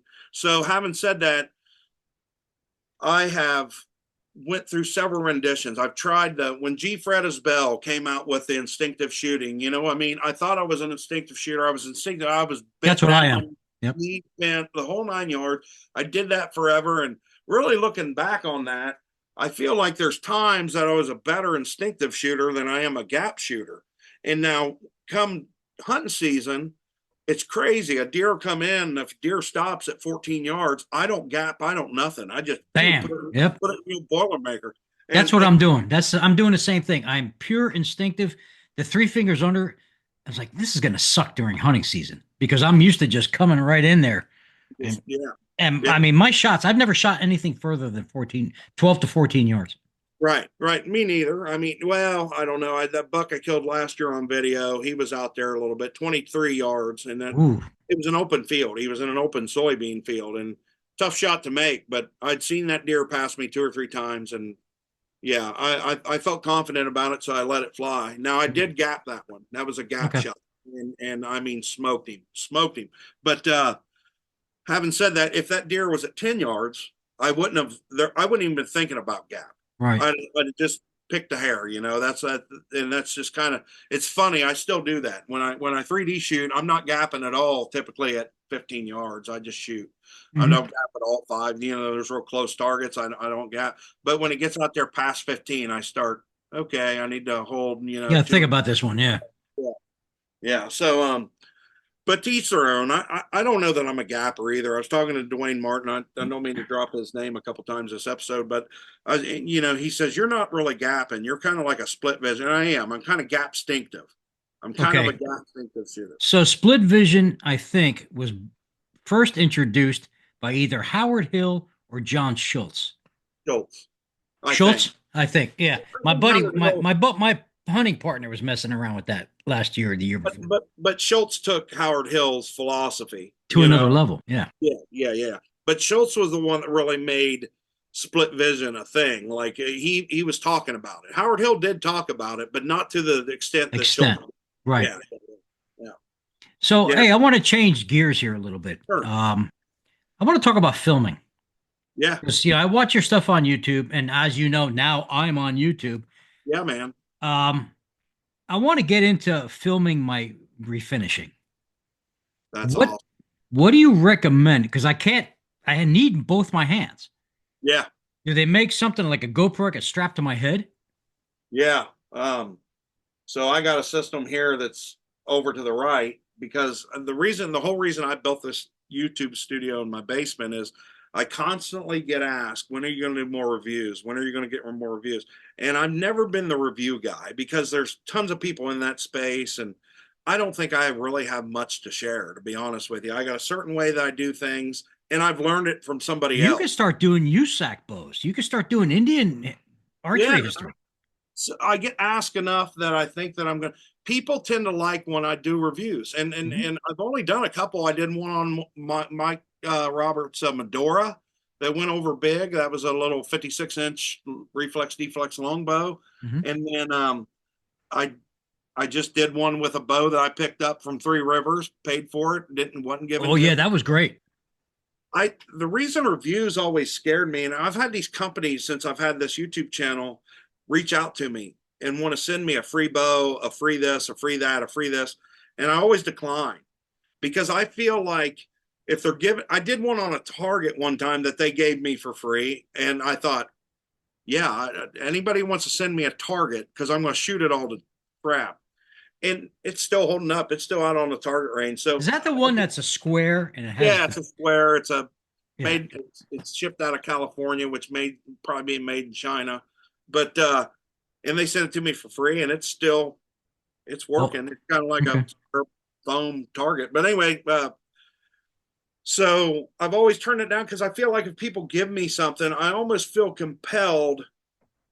I'm honest in everything that I do, but I almost feel compelled to not bash it if there's Yeah, a pressing right. point. Well, I'll, actually, Shane, we talked about Shane earlier. Shane has given reviews on bows, especially these Chinese bows that have yeah, purchased. Yeah, and he's not bashful. no, he's not. I've watched all those. He's got a guy that Nick Breinstein that works in his shop. He's Yeah, like his I don't know what you call the assistant bowyer or whatever, but he's like he works with him. And Rick actually buys a bunch of these China bows, and he redoes them. Gets China. get the yeah, I know. He gets everything in spec. You know what I Yeah. mean? Tailoring, da da da. He puts several hours in them and turns out a better bow. And then he Hmm. marks it up like 100 to 200 bucks and probably well worth it. Um, I own several of those bows. I own some Black Hunter bows and stuff. These are the bows I typically give away to some. We allow at the Whiskey City Traditional Archers. We allowed those Genesis bows in, and the reason we allowed those Genesis, that's the little Yeah, compounds. I know. I did now. Yeah, National Archery in the Schools (NASP) program. Yeah. I did that for a little bit. Well, okay. So you're really well aware. I have seen so many of those NASP kids come here, and we have one guy that's a coach of the local high school he shoots here, and he brings his team out here to shoot. I'm not going to tell them kids with a 20-pound Genesis bows they're not welcome at this trad club. It's archery, brother. It's archery. Archery. So don't get me wrong, the wheel bows, the overdraw, all that. So there's a place for that. We're a traditional archery club. So but we did let the kids with the Genesis bows in. Since then, I've seen a few of those kids go to stick bows, go Hmm. to trad. Hmm. Hmm. So they look around, they're at a trad club, and I want to try that. And you think about it, they're shooting those things instinctively. They're shooting those things off the fingers. Basically, they just got a little 20-pound compound bow that they're shooting traditionally, Right. so to speak. So I gave away a couple of those Black Hunters and stuff like that, and I've shot them. And some guys that came to the club that didn't know anybody in trad or left compounds and came to the stick bows and showed up here to shoot just to see what was up. They've left with some bows that I've regifted. Sure. Um, so I've shot them bows. I'm very familiar with them bows. The one thing for certain, it's not a high end custom bow by no means. By no No, means, but it's a serviceable tool. it's a sort to get your foot in the door for $100. Yeah, to see if you like it, Yeah. and if it takes off, and you're looking for your second bow after that, it's trad's got you. Traditional archery has got you. You You know what I got. mean? You're done. And You're then they'll done. order a Black Widow, or then they'll order a Sock Trail, Or a and then they'll Samick order or whatever. Move on down the whatever. line. Right. So they're always looking to upgrade. I've been in the sport for since the late '80s, early '90s, and I'm always looking to upgrade. I will always be that guy on the search, the endless search for the perfect bow. It don't exist, but I'll still things will turn my head, just like this competition longbow that Mike Roberts put out. Um, it turned my head. And I've got a lot of competition longbows. I've shot a lot of competition longbows. And I will tell you this, he's got something different going on there. There's not a lot of American bowyers making a competition style longbow. No. I love Black Widow bows. I've shot Black Widow bows since I was old enough to afford one. When Right. the minute I got my first real job, the first Right seven behind you. Right. went to a PSA, right? Or I'm sorry, went to an MA2. Sorry. And I still got it. But anyway, the PSA is the recurve that I will judge all recurves by. Just because for me, that's my comfort. That's my confidence with that bow. I can Hmm. grab it and go hunt and blah, blah, blah. But there's several. We've just came too far. We came too far as bowyers, and the information on YouTube. There's a guy in the club named, and check him out for your listeners, and you may want to have him on one of these. Great kid. He's a young guy. He's in his early 20s, and he's called DNS or DS Custom Longbows. I saw him on your video. He was on the Young video. kid. Very His smart kid. name's Dan Stinger. Yep. He makes a beautiful longbow. He's not out there because he is an auto body guy, Hmm. which you know something about that too. Yeah. But his dad, he comes from a long line of auto body people. Okay. So he's in a couple towns over. I know where he's at, and they're really well respected in the auto body industry over here in Southeast Indiana. So that I He'll don't probably think. hate me because I'll call us. Oh, you're the State Farm at you cheap bastards, whatever. Well, I I shouldn't have don't know. said that, but whatever. I don't know that he'll break out and start making bows full time because I think he likes what he does, but he makes a really nice bow, and he's self taught. YouTube videos only, and when Yeah. you see his bow, you think, "Golly, I saw him oh, shooting that damn, what was it, a buffalo? A no, that was target? Or it was a buffalo target with one of his bows." Yeah, yeah, and that was a long shot, long poke. yeah, yeah, He yeah. was he was dialing it in after about 4 or 5 That was shots. like 80 yards. Yeah, the guy can shoot too. But anyway, he's got a YouTube channel, and like Hmm. you said, if you want to see, like, if you start doing your refinish work, he's laying out new bows, and he's showing everybody how he builds his bows from the ground up. It's a bow builder's channel, and that's kind of and his own personal journey trying to be a better shooter. What can I So expect to pay for a camera? depends. I know because Just I'm looking on you. I'm bows. looking at Amazon. I'm like, holy crap! Some of Sky's the these, limit. they're The nuts. So if you're going to do that, obviously, and everything, lighting's number one. Number two is you almost want to get a decent 4K camera. That's where Okay, everybody's living. 4K. Yeah, I mean, Let you me can write this go, down because I'm you can taking go as notes. far as taking your GoPro. You could film everything with your GoPro. When I do my hunting videos, I have a where's it at? I got a Sony. Uh, I got a big camera, and it's on the camera arm, that I swing Mhm. around and all that. But I have 5 GoPros, and I'm Oh, working on geez. them. I work all different angles behind me, the upshot. It takes me about 15, 20 minutes just to get set up. Are they remote? Can you? Yeah, yeah. Oh, So okay. I tether all 5 of those GoPros together. When the deer's coming in, I hit record. But 2 of those GoPros, I put on an external battery with a big SD card in them. They're recording that you can record up to 8 hours on them things if they don't overheat. Bad thing about GoPros, all the way up to like the 9 and 10 series, they overheat. But anyway, you could really do everything you're talking about because there's every attachment under the sun. The desk off to my right, I have a barred attachment that you set up. You can clamp it to anything and put the camera above you Yeah. and just tilt it down, and it's going to record. If you have it's going to record everything you got right here where your hands, and it's going to be Hmm. showing everything. um so what you'll have is just several places, where you can clamp a camera. Take that camera and just clamp it, put a big SD card in it. Don't worry about starting and stopping and starting. Just let it record as you do your thing, and then get back and sit there and cut those pieces out you want to. Well, what I have is I have this long thing that clamps. I put my phone on it, and Yeah, it looks over my shoulder, but I can't. Like I have to actually physically pick the piece up and bring it to the camera yeah. and put it back down. So if I have something strapped to my head, I'm there. You know what I'm saying? And I don't have any skill when it comes to editing. Well, Is there neither did I okay? didn't know. What kind of Self-taught. software would you suggest? Something, I mean, something easy.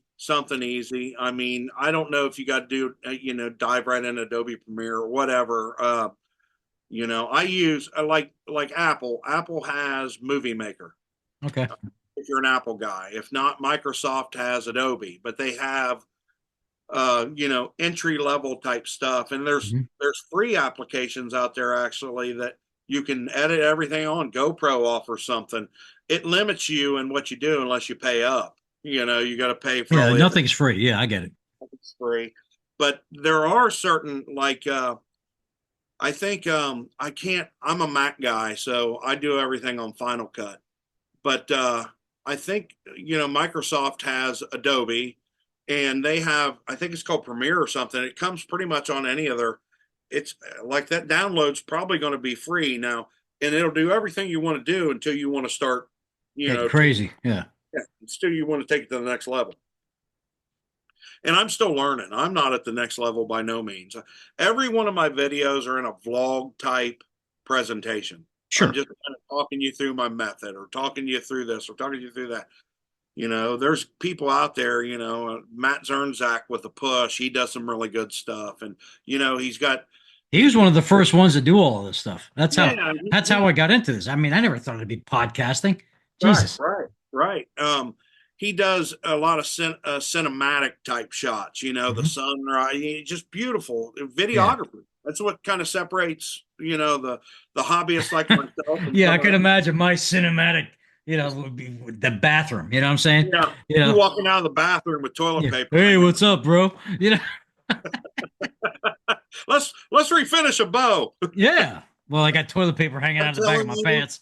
your videos will be super engaging though, because you're such a personality that I can see when you screw up the beeps and the burn. If you even care to beep them, No. it's going to be hilarious. Well, it's funny because If something actually, like yeah, I can't wait to hear your commentary. in 2 weeks, I have Don Higgins, massive whitetail guy, Oh coming yeah, on. oh He's yeah, killed 3 years in a row. He killed three 200-inch animals. he's Okay. the real deal. Yeah, he's He's the the real deal. real deal. Now, I don't know him personally, but I've been following him for years, and Me too. I have some really cool stuff. So I'm going to tell him, like I tell everybody else, this is underfunded, meaning there's no money except what's coming out of my wallet. Right, So right. I want you to be just you. Yeah, He's a Christian, so I know he won't, right, cuss or right. anything like that. That's fine. I am as well. Roman Catholic, so we curse. Um, but at Just a any rate, few yeah, Hail Marys and you're back on the right track. That's all it takes. exactly, exactly. A couple Hail Marys, man, I'm good, baby. Our fathers. It's funny because I used to pray before I went to bed every night, and Sure. as I got older, I keep forgetting to do that just because I forget. Right. So usually the last couple of years, I've been waking up every night, go pee. And I was like, oh, I didn't tell my prayer. So I got to see, I'm laying in bed doing my prayers. I'm like, okay, I'm good for the night, and There you go. I can go back to sleep. Yeah, yeah. No, I get it. But no, So, um, a, a GoPro. Just yeah. start with a GoPro. Get one GoPro. Get a big SD card. I mean, 300 and some gig Oh, I got SD. a bunch of them. Yeah, I got all that. One micro SD card, a good fast one. Stick that thing in there and have all your pinch points, all your clamps already where they need to be with just a quick attach. You just slide that thing in it. You move that camera wherever you move with that bow, and then you'll find out that zoom in that you're talking about. It's hard to do with your phone, but when you start editing, you can do all that in post. Meaning Right. that you can zoom it in. If you're shooting with a good, the more you zoom, the more the resolution breaks down. But Right. in post, you know what I mean? A good 4K camera, you can go, you can zoom it in, make it. Right. I want my wife to use my phone actually, or even the GoPro when I get one, to film me spraying, just to show Yeah, people, what to do, how far away the gun needs to be, yeah, how you mix your clear coat stuff. I don't want me to be the guy that's just refinishing bows. I want other people to refinish their own bows. yeah, yeah, I mean, a spray gun from Harbor Freight and a $150 compressor, that's chump change. Anybody yeah, could do that. yeah. I got a Pearson hanging up behind me. It's hold on. Yep. I did this though. Man, I can't see shit without my glasses. It's just a Buckmaster, and I've Oh yeah, beat it that's all the heck. nice. I mean, basically, it just sanded it down. You know what I mean? What'd you Not, use? Wipe on poly? yeah, yeah. That's what I did. A lot And of guys are having good luck with that stuff. oh yeah, yeah. But I don't. I like to spray 'em. I would like to refinish some of my own bows. Sure. Really would. And but that's all pipe dream because it's finding the time. It's finding the time. I don't know That's where it. my schedule is so. It's funny when you take on a business in the industry that you love.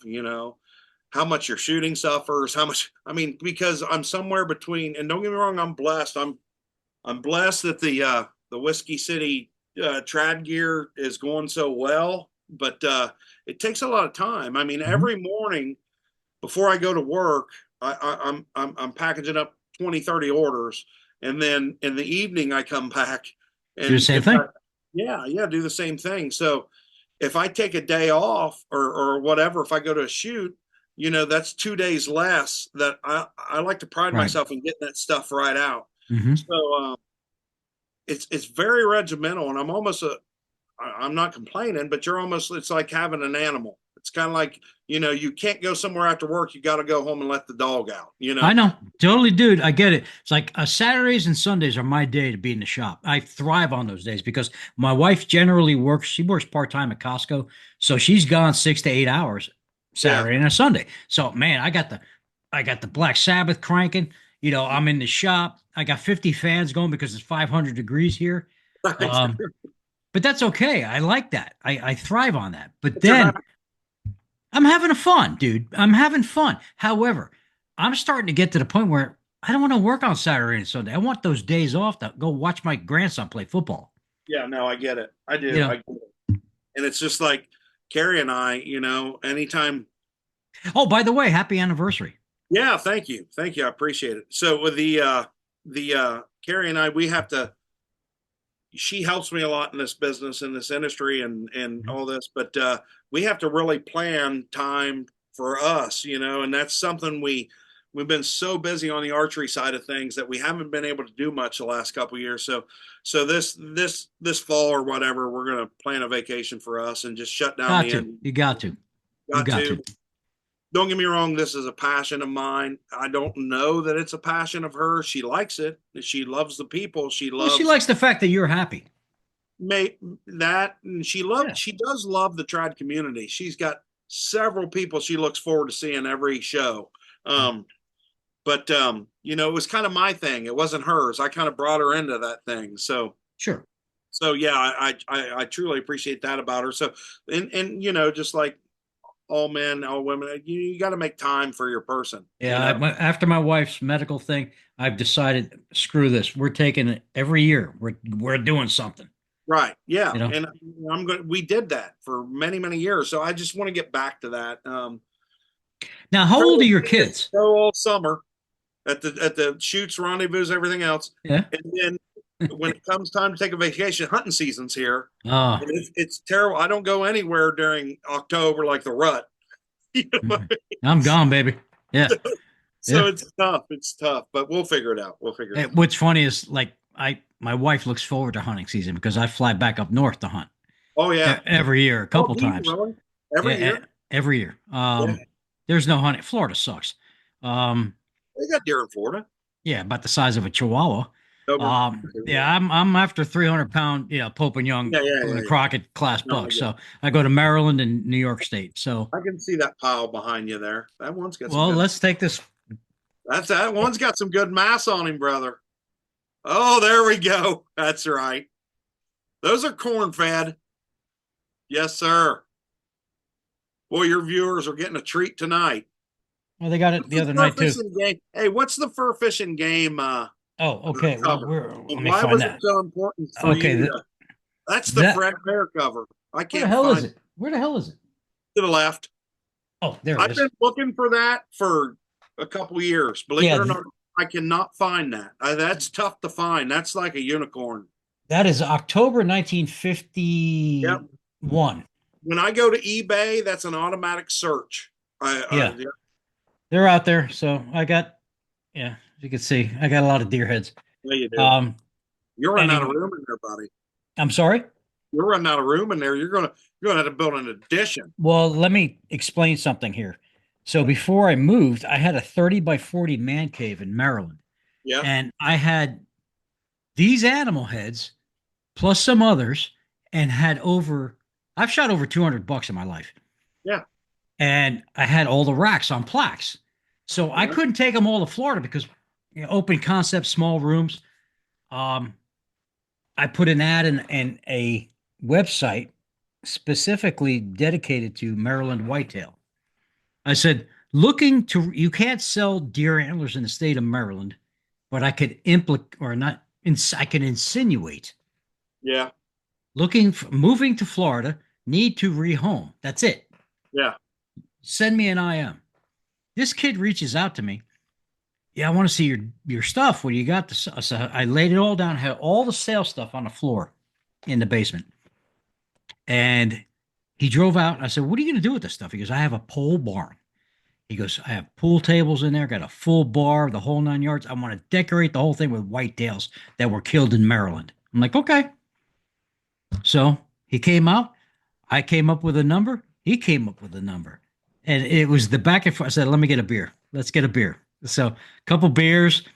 So about 4 or 5 times back and forth with the numbers, we came to an agreement. Yeah. And he comes back the next day with a trailer. That's how much shit we put in that trailer. Dang, man. I had elk. I had bear. I had two full standing bears. I had a caribou rack. Had a moose rack. I'm going to grab my first. It's right there, but keep Yep. talking. I can hear you just fine. Yeah. So, I'm just going for my deer rack. oh, Go go ahead. for it. Yeah. So, that was it. And he picked all the stuff up, brought his kids. That was nice to meet the kids, and they just loved it. And so I drove down to Florida with a truck full of deer heads, people giving me the finger and all that on I-95, which was fun. And my wife's car was loaded to the gills with bows and guns. And we shipped all our furniture through the moving company. Jeez. So it's just two vehicles, bows, guns, and deer heads. So, but that's what I live for, whitetails. Oh, First yeah. deer I ever killed right there. Oh, God bless you. How old were you? Look at that monster. How old were you? I was 16. I was 16. I didn't, my dad hunted, with guns, Mhm. and he's killed a lot of deer and, uh, and stuff, but he wasn't How's that for size shrinkage? is that the first deer you ever killed? It was no, it was one of the couple of deer in, Oh, but still, this thing was like short penis. Something wrong with this guy. yeah. Yeah, you got him out of the breeding program. Something. Well, he got a broken antler, so that he had something going on here. Yeah, yeah, yeah. That deer was 97 pounds. That buck. Yeah, I think my first deer that I ever killed dressed out at 65 pounds. Yeah, Yeah, yeah, and I took it home on the back of my Volkswagen, which had a yeah. stinger pipe coming out because I had this high end Volkswagen engine, and it actually burnt the meat across the backstrap. It was like because the pipe was hot, it was red hot. Yeah, So I partially cooked my deer before it got to the weigh station. yeah. That deer, I took that deer with a Hoyt Pro Hunter. Mm. Hoyt Pro Hunter. Or I'm sorry, I took that deer. My second deer with a Hoyt Pro Hunter. I took that deer with a Ben Pearson Mach 1. Oh yeah, I remember that. Oh You're wrong, but was shooting Rose City. What was the Cedar? Everybody was shooting them. Cedar Shaft, Rose City. yeah, Rose City. Yeah, I used to buy them by the hundreds. Yeah, yeah. Matter of fact, there was a guy down here. He'd worked for Harry Elberg. Oh yeah, He helped. His name was Bob Blair, and Bob he, Blair. yeah, I'm just yeah. fucking with you. Everybody knows a Bob Blair, but Yeah, anyway, it's like John Smith. You know. I'll never forget that he had 55-gallon drums full of cedar shafts. I mean, Ah, like I'm talking like he had 20 of them full, mm. full, and I'm talking the good cedar back when you could get really, really good cedar. I don't think it's that way anymore. Everything buys Doug Fir now. Yeah, yeah, yeah. But whatever happened to them? They still in business, Rose City? No, Probably not. I don't think so. I don't think so either. And then yeah, but anyway, nobody and trad in early night. I mean, I didn't even know it. Nobody carbons wasn't even heard of. I mean, there were some people still shooting aluminums, but it was all cedar shafts, man. It I was remember first generation carbons were like tiny. They were yeah, so they narrow. were they remind me of those driveway markers. You Yeah. know, they were that skinny and they were Mhm. that.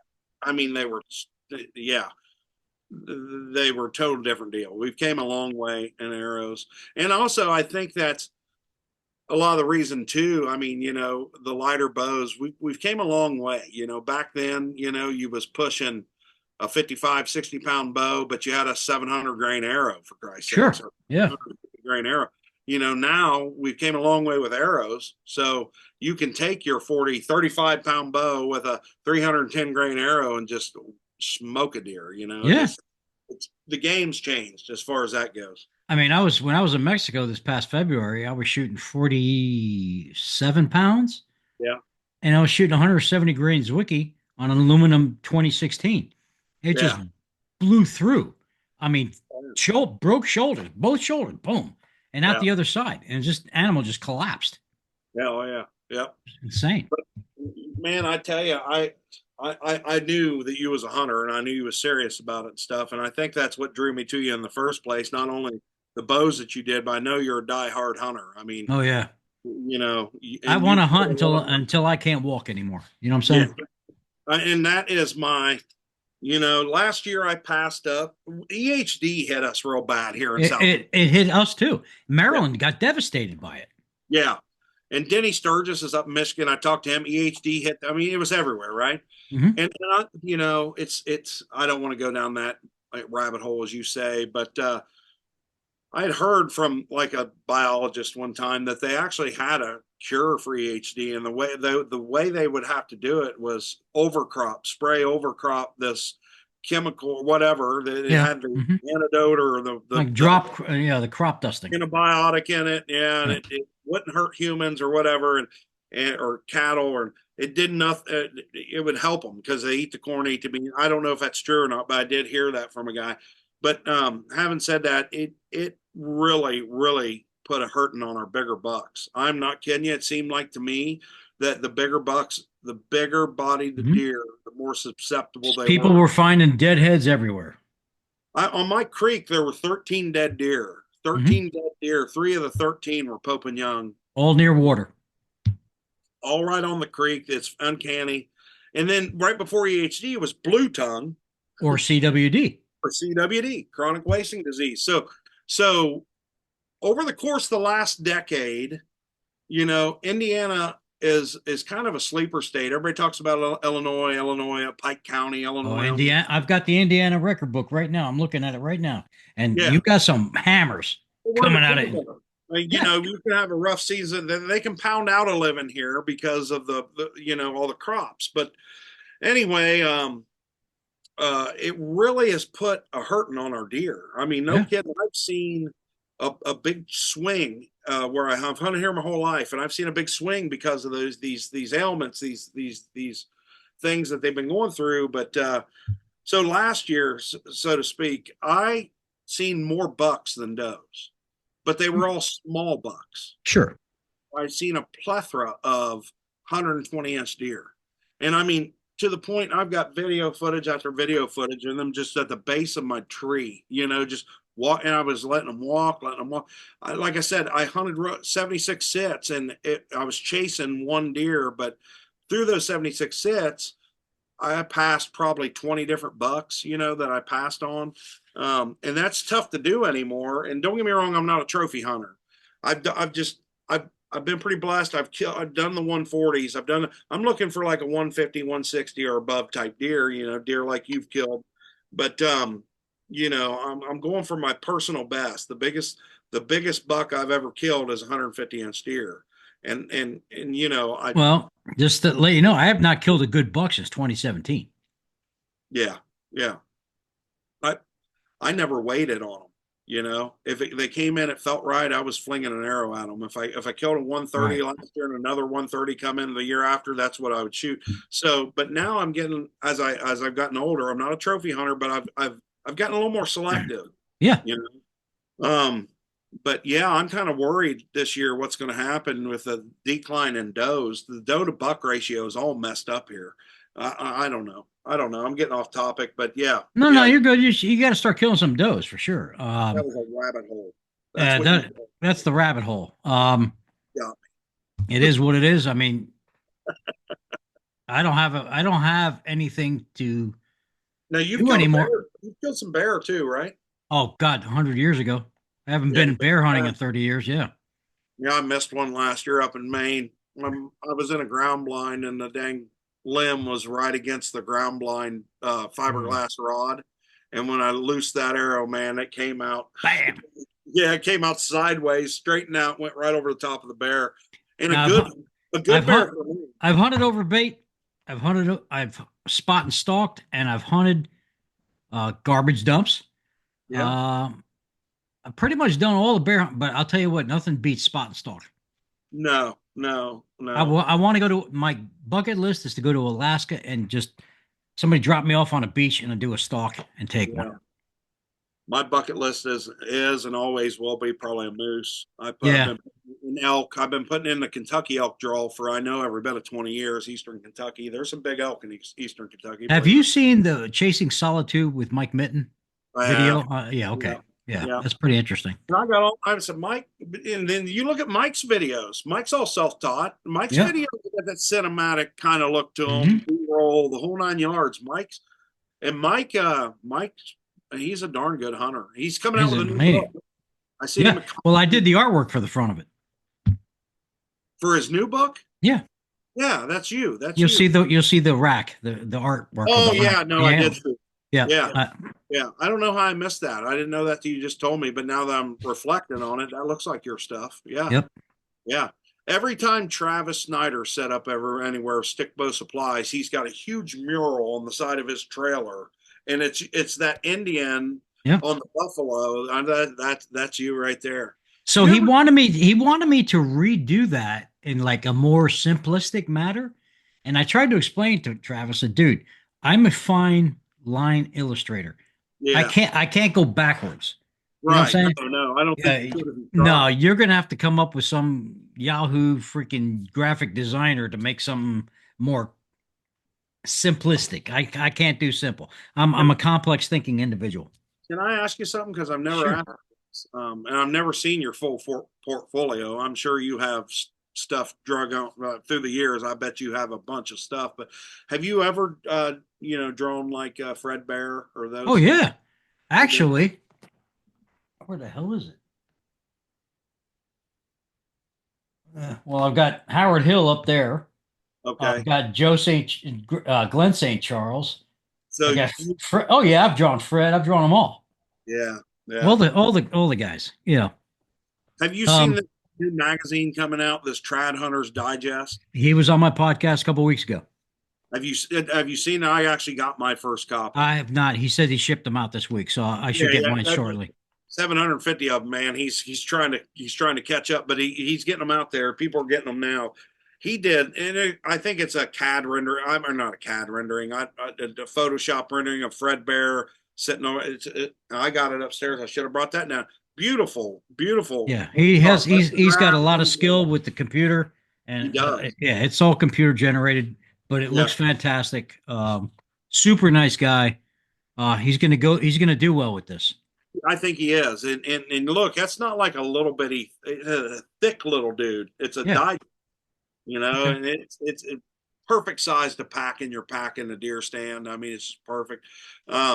But having said that, that's beautiful artwork, so on and so forth. But I have always been a fan of charcoal or lead. I mean, I've just always Mhm. been a fan of pencil drawn artwork, and I know that's what you do. And yeah, yeah, I use what's called a rapidograph. It's for technical drawing. yeah. That's what I use for my black and white ink stuff. So if I want to go buy some of your prints, where do I go? Wait till I retire because I'm going to have all my prints. I'm going to have them all. I have probably 30. I do the t-shirts for the Baltimore shoot for 30 Yep. some 5 years now. Yep. I have all the images saved on a disc. Yeah. I'm going to Oh, have so you have them all. I'm That's going to awesome. have them all made into prints, limited edition, signed and numbered, and I'll sell them on my site. You commission any work? Somebody reaches Oh out to yeah, yeah, yeah. Well, I get commissioned all the time. Uh, but for you, you'll get a Christmas gift. you. Thank You you, know, brother. Appreciate you. yeah. Yeah, But I hadn't seen you any gifts in a while. I think you own. I I'm think wearing it. I'm wearing it. I think you've closed out the line. I think you pretty much got everything that I offer as of right now. I wear it proudly and I advertise it proudly every But I week. got some new stuff coming out, man. I got some new stuff. I'm really excited about the hipster version 2 that's coming out. You'll like it. I'll be sure you get one. It's going to do away with that top arrow zipper. It's just going to be an open strike pad to a Hmm. pouch. Did away with the zippers, went with nylon pulls, put a bow square thing on the back of it. The bow square pocket just holds a I foldable like that in bow. the video. You need a bow square. Yeah, Yeah. yeah. Yeah. You And don't the use video. it does everything by sight. But anyway, I got another prototype. I mean, I got the samples already done, and I'm going to be launching it. I almost hate to say this stuff because the minute I say I'm on podcast, I'll start getting messages. When's that coming out? When's that coming out? Yeah. And I'm not doing. Listen, they come out when I have the funds to bring them. You know what I mean? So I'm trying to do a Yeah. this business kind of self generates. I've never taken a dime off the business. But I turn that into more products. So Sure. anyway, I'm coming out with a Baxter, which is an offshoot of the hipster, which is a hip quiver, but it's a back quiver. Back quiver. I will Okay. tell you, I put a lot of effort into this thing, and I figured out a way. The hipster's whole thing is it keeps the arrows tight to your body. Yeah. You know, what I mean? No jingling, slamming around. Don't hang out way in front of you. Don't hang out way in back of you. So anyway, I mirrored that to a back quiver. So when you pull an arrow out of this back quiver, You're not the pulling other 50. Yeah. yeah, they stay right where they are. When you put it back and you shake, they won't hit each other, and Okay. there's no notches or anything. It's got a pinch point in the middle. It's kind of neat. Anyway, I like it's that. kind of neat. There's nothing proprietary in archery. I'm sure somebody's going to reach out after this episode and said, "Well, I seen that back in 1967." Maybe, maybe not. I don't know. Yeah. I've Everything. got a Howard Hill quiver here that I use, and it does have a pinch point in it. See what I mean? Yeah, It yeah, so it collapses in the center and holds my arrows. yeah. So when I pull out an arrow, not 50 of them Literally come stay out. put. Yeah, they don't Right. rattle around. That's what this one is. Basically the same thing, but it's still in the tactical type premise of the hipster. Sure. Hmm. So yeah, it's going to be pretty cool. And you can add packs to it. It's Molly, and you can kind of I like that. because what was that?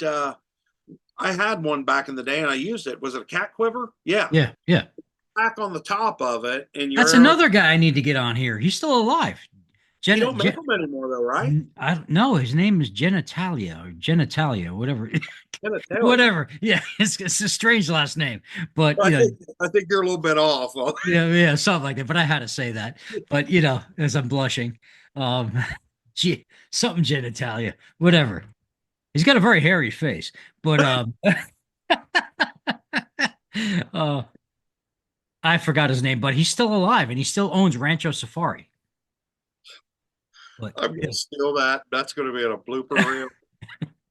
That was pretty good. Anyway, he still owns Rancho Safari, but I don't think he's producing those anymore. But I have no idea. I mean, I he don't had either. like the But I cat. haven't seen He it. had like 5 versions or 7 versions of it. The cat Yeah, quiver, one, two, three, yeah. four, five, and And they were good. They were good.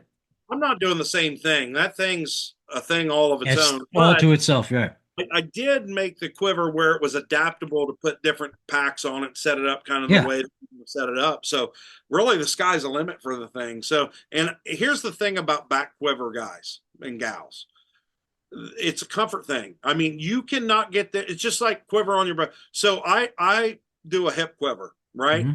That's the epitome for me for shooting 3D. I just love having them on my hip, carrying Yeah. my stuff. Me too. That's Me where I. too. But come hunting season, Mm-mm. there's something to be said for a bow mounted quiver, right? I Yep. mean, there's something to be said there, right?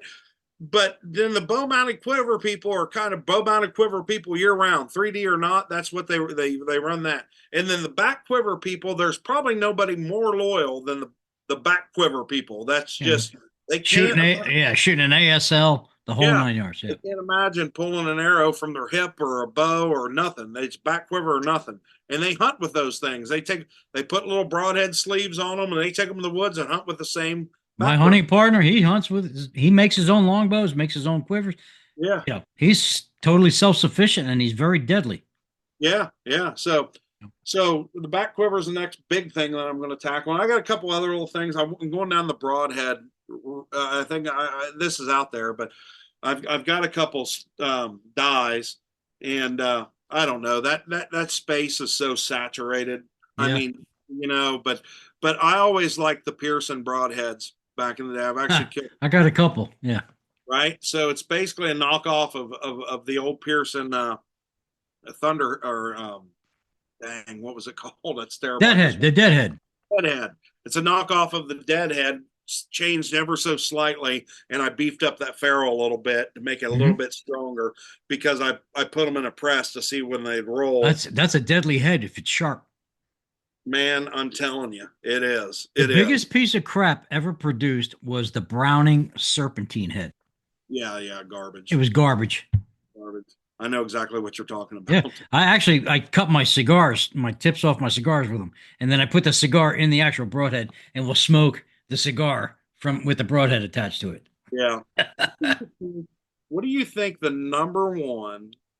I mean, what do you think as far as game, as far as any, what do you think the number one broadhead of all time is? Air Razorhead, hands down. Wiki? Over Right Wiki? there. It's right up there. I hunt with Wikis. I've hunted with Wiki. I've been hunting with Wiki since not, let me see. I started hunting in 74. So Yeah. since 74, I tried the Bear Razorhead. It was great. I had bleeders, but the bleeder broke when it hit a rib, and then I cut my hand with the bleeder fragments that were still in the body. Yeah. So I said, I'm not doing that shit anymore. So I went to Right. Wikis, and I just hunt with Wikis now. Wikis, but I don't care. I really don't care for the Eskimo. I never could get that bleeder sharp. Never Yeah, could. I don't use any bleeders. I just use a two blade. Boom. Yeah. Yeah. You know, My what is it? The Wiki Eskimo and the bleeders kind of bend out from the ferrule. Yeah, they do. You can't sharpen those. I mean, I can't Nah, get they're a so pain in the ass. Yeah, I go you strictly two blade, baby. yeah. So if the argument or the debate was the number one broadhead of all time, I would probably agree with you. It'd be the Bear Razorhead. I don't know that more game has fell under a Bear Razorhead. Just it was I the think what it is because of the marketing. I mean, Fred was a maniac when it came to marketing. So who? Fred Bear. Oh yeah, it was the most mass produced head too. Yeah. I think more than Pearson's, more than I don't know. I don't know, but Ace broadheads for sale. A standard. I mean, that's a good broadhead. It is. It is. I use them for pigs. Magnus. You shoot Magnus. Magnus. Yeah, I have Magnus stingers. Yeah. Um, yeah, but I I tell you the still just go broadhead. to the Zwicky, man. I just like a I Zwicky, know it, Zwicky, Zwicky. but I tell you the broadhead I shot for years and years and years and years and never detoured from it was the Wolverine from the Wolverine and Grizzly broadheads from Right. yeah I know from what you're talking about. Yeah. Gary Elberg. Elberg. Yeah. With them. They're still making them, but yeah, there's just so many anyway. Rabbit hole again, but there's just so many out there. Market is so saturated, and let me tell you, I get to the point where I get almost frustrated at paying like some of these iron. Well, I shouldn't say Oh names, yeah. Single but you're bevels. paying like for three broadheads, you're paying. But I was really frustrated. I was thinking, man, that's insane. Until I started messing with producing a broadhead. Nothing Yeah. cheap about producing a No. broadhead, No. even if you're doing it yourself. Materials, everything else, you know what I mean? Cold rolled steel, everything's went up, and it takes a lot of time to get to get the final product. There's a lot of steps in between A to Z on a broadhead. Hmm. So I don't know. It's kind of fizzling out for me, to be honest. I don't know that I have the time. Now, maybe when I retire, a buddy of mine picked up a milling machine and he's a machinist and he would come on board and all that. Maybe when I retire, but I don't know that broadhead thing's going to be a launch anytime It's soon. like trying to recreate the mousetrap. Yeah, you're right. You're right.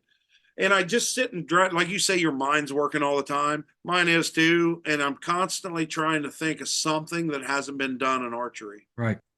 Like right now I'm combating the Florida humidity Yeah, and trying to keep my clear coat from getting milky.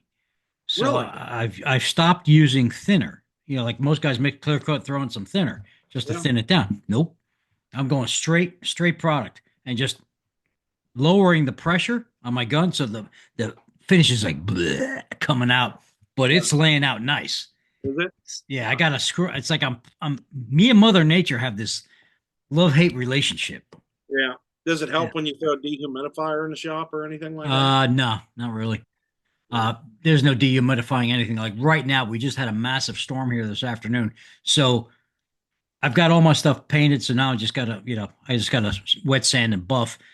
It's actually beautiful outside right now. It's like 79 degrees and a nice cool breeze. Oh, nice. Yeah. So if I had shit to spray right now, I should be, Right. So but you play the weather when you go no, to I do. Yeah, right yeah. now. So from the months of September, the end of September to second week of March. Those are the optimum. It's actually beautiful here. It's Yeah. absolutely beautiful.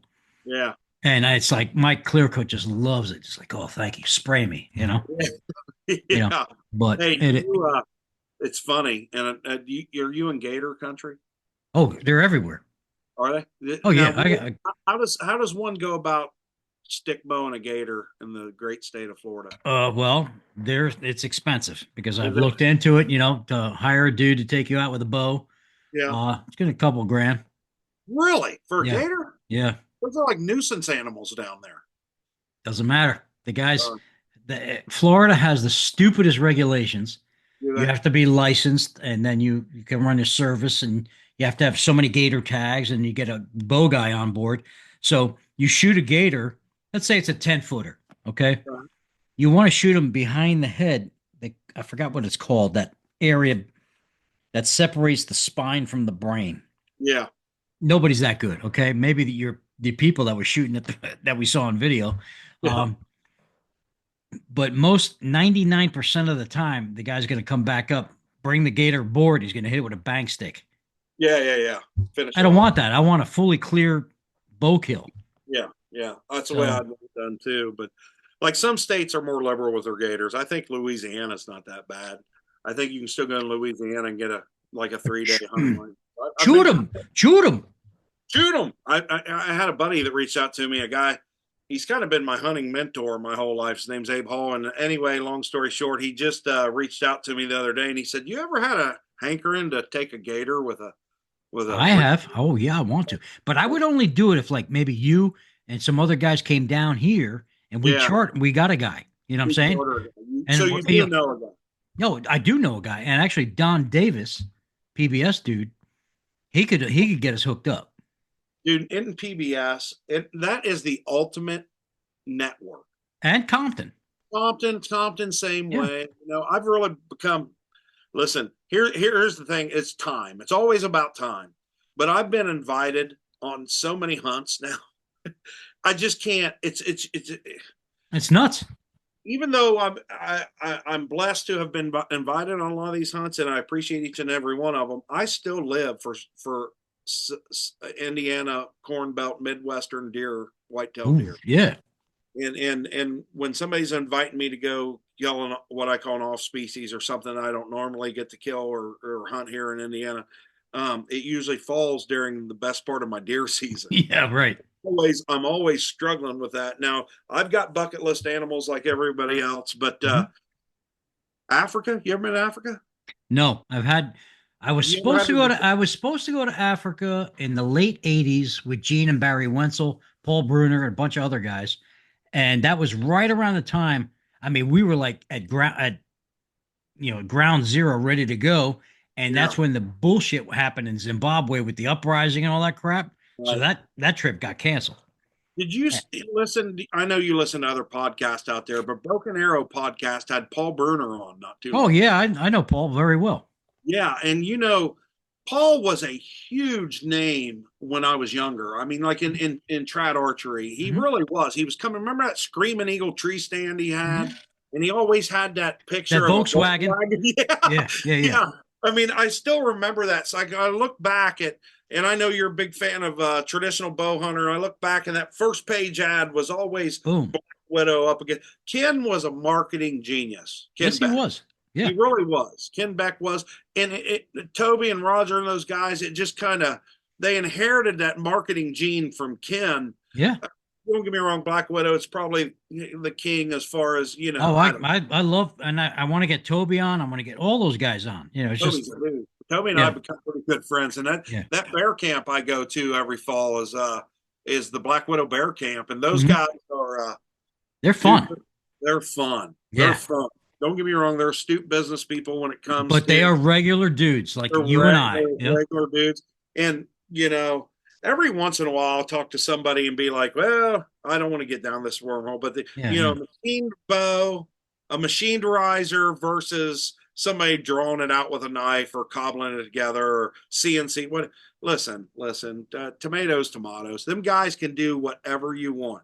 Matter of fact, I just ordered not too long. I took delivery of a PSR. That's their one piece little small recurve. Mhm. Got it like 58, 56 inches. Can't even remember. I got it. I've only shot it once. I need to shoot it more. That's the one I'm taking to bear camp. But Widow offers like 6 different grips, right? Yeah. And that's why a lot of people go to these shows and rendezvous that Widow's going to be at because they want to feel each and every They've one. got couple of hundred bows that you can shoot. Yeah. So I'm a 3 under shooter, and I'm a real big fan not only of Rod Jenkins, but I like his grip. What they call the Rod Jenkins grip. It's a low grip with a flat palm swell. I like it. So I called Toby up and I was like, "Hey, is there enough real estate on that little PSR to put a Jenkins grip on it?" He says, "Well, I'll try my best." Man, I got that thing, and it's like a little miniature Jenkins grip. Perfect. These guys can do what, and he did that with a Yeah. 5. These guys can do whatever I'm they want fond to of do. the KBX. That's me. I've got one of those too. Yeah, I Yeah. got one of those. Yeah, yeah, that is a sweet little bow. And then they make the one without the horns. Uh, uh, I got one of them on order. Jesus. Dude, Yeah. I tell you, I said this not too long ago. The more you go around and start meeting these people Mhm. that do bows, and you get to know the bowyer and this, that, and there, you almost feel compelled to order their bow regardless, you know? What's And funny is I want them all. it's one of those things. Yeah, my wife goes, she goes, you traditional archery people are just like a major family. I'm like, it is. I said, she goes, what would you do without them? I would be in a strip club right now. So There, so basically, what you're saying there, there's worse ways to spend your money. exactly. I mean, Yeah, yeah, yeah, it's a community, it's a family. It's the best thing that ever happened in my life. yeah, yeah, yeah. Lifelong friends. Hey, we wouldn't be having this discussion if it wasn't for a single string bow. That's You right, know, brother. we'd have never came to even knowing one another. Single You know, string, baby. that's right. That's Yeah. right. And you know the reason why, and I didn't coin that by the way, but the reason I say single string a lot is because I feel like, well, one of the biggest things in archery is bare bow. Mhm. That's still a single string bow. It's a recurve, right? And it's got adjustable limbs and all that. And that's really not my shtick, but it's still a single string bow. So we have to accept that that's a single string bow. It's good for the single string community. You know what I mean? Mhm. It's growing a notch in the right direction. Now, don't get me wrong. There's still a lot of traditional guys that it's stick bow or nothing. There's a lot of longbow guys that it's longbow or nothing. Right. There's still people in that, but I think a little more broad. A matter of fact, I'm getting ready to come out with a video. I've got a little more to do on it, but I went down to you. Have you heard anything about these wharf bows? Yeah. That's this I new had a guy thing. reach out to me yesterday. He builds wharf bows Yeah, and he's using the old bear whitetail yeah. compound handle. Points. I mean, if the riser, if the limb set pitches back, or if you got enough. Now, don't get me wrong. A lot of them you have to use a flipper or something, but I like the black bear, Yeah. which was That's a very popular bow. because you can shoot it off the shelf. Hmm. So I went and sent one off and had it machined and everything else. I got some longbow limbs for it. I've been playing around with it. There's something to be said. Yeah. Almost like you're cheating. It's Well, something weird when you're Wharf shooting. was a big deal back in the 80s. Hoyt used to have a similar Wharf system, if you will, Yeah, with some of their target bows, their takedowns, and they were popular for a long time. yeah. And I just never got into that crap because I was just shooting bears and whatever. Um, but yeah, they're great shooting bow. They are, and you can adjust that limb set just a little bit. I Yeah. mean, so with a long bow, you can tune the arrow to the bow. There's only so much you can do to the bow. It's probably more of the arrow, whereas where you. But these wharf bows and these ILF type bows, there's a lot more tunability, right? Oh yeah. Oh yeah. Almost like cheating to a stick bow guy. It's like, man, I mean, I can move a plunger and I can do all kinds of stuff. I'm shooting to the left. I'll just move this thing into the right. So it's just kind of, and don't get me wrong, you can do that to a stick bow, but only to a certain degree. You know what Well, I mean? what's funny is a lot of guys now. Remember when Bear reintroduced the magnesium riser a couple of years ago? Yeah, yeah, Okay. yeah. Well, apparently, that bow. I mean, Jeff Nowak raved about it because it's the most center shot thing Bear's ever done since the original magnesium risers. Right, I mean, right. you can move that plate in and out to get your arrows. Like, man, that's a great concept. And it never really took off. No, no. And it never made any left-handed ones. So I was like, Jesus Christ, I Well, I want to buy think one. it came out at a time when it came out. I mean, ILF's all the rage. I mean, amongst a lot of you could go the Hoyt. Everybody was making them. Everybody Yeah. was making them. You know what I mean? Yeah, So this market is saturated. it's saturated. I tell you, speaking of that, another collector bow that I have. I don't know if you've ever a Carol.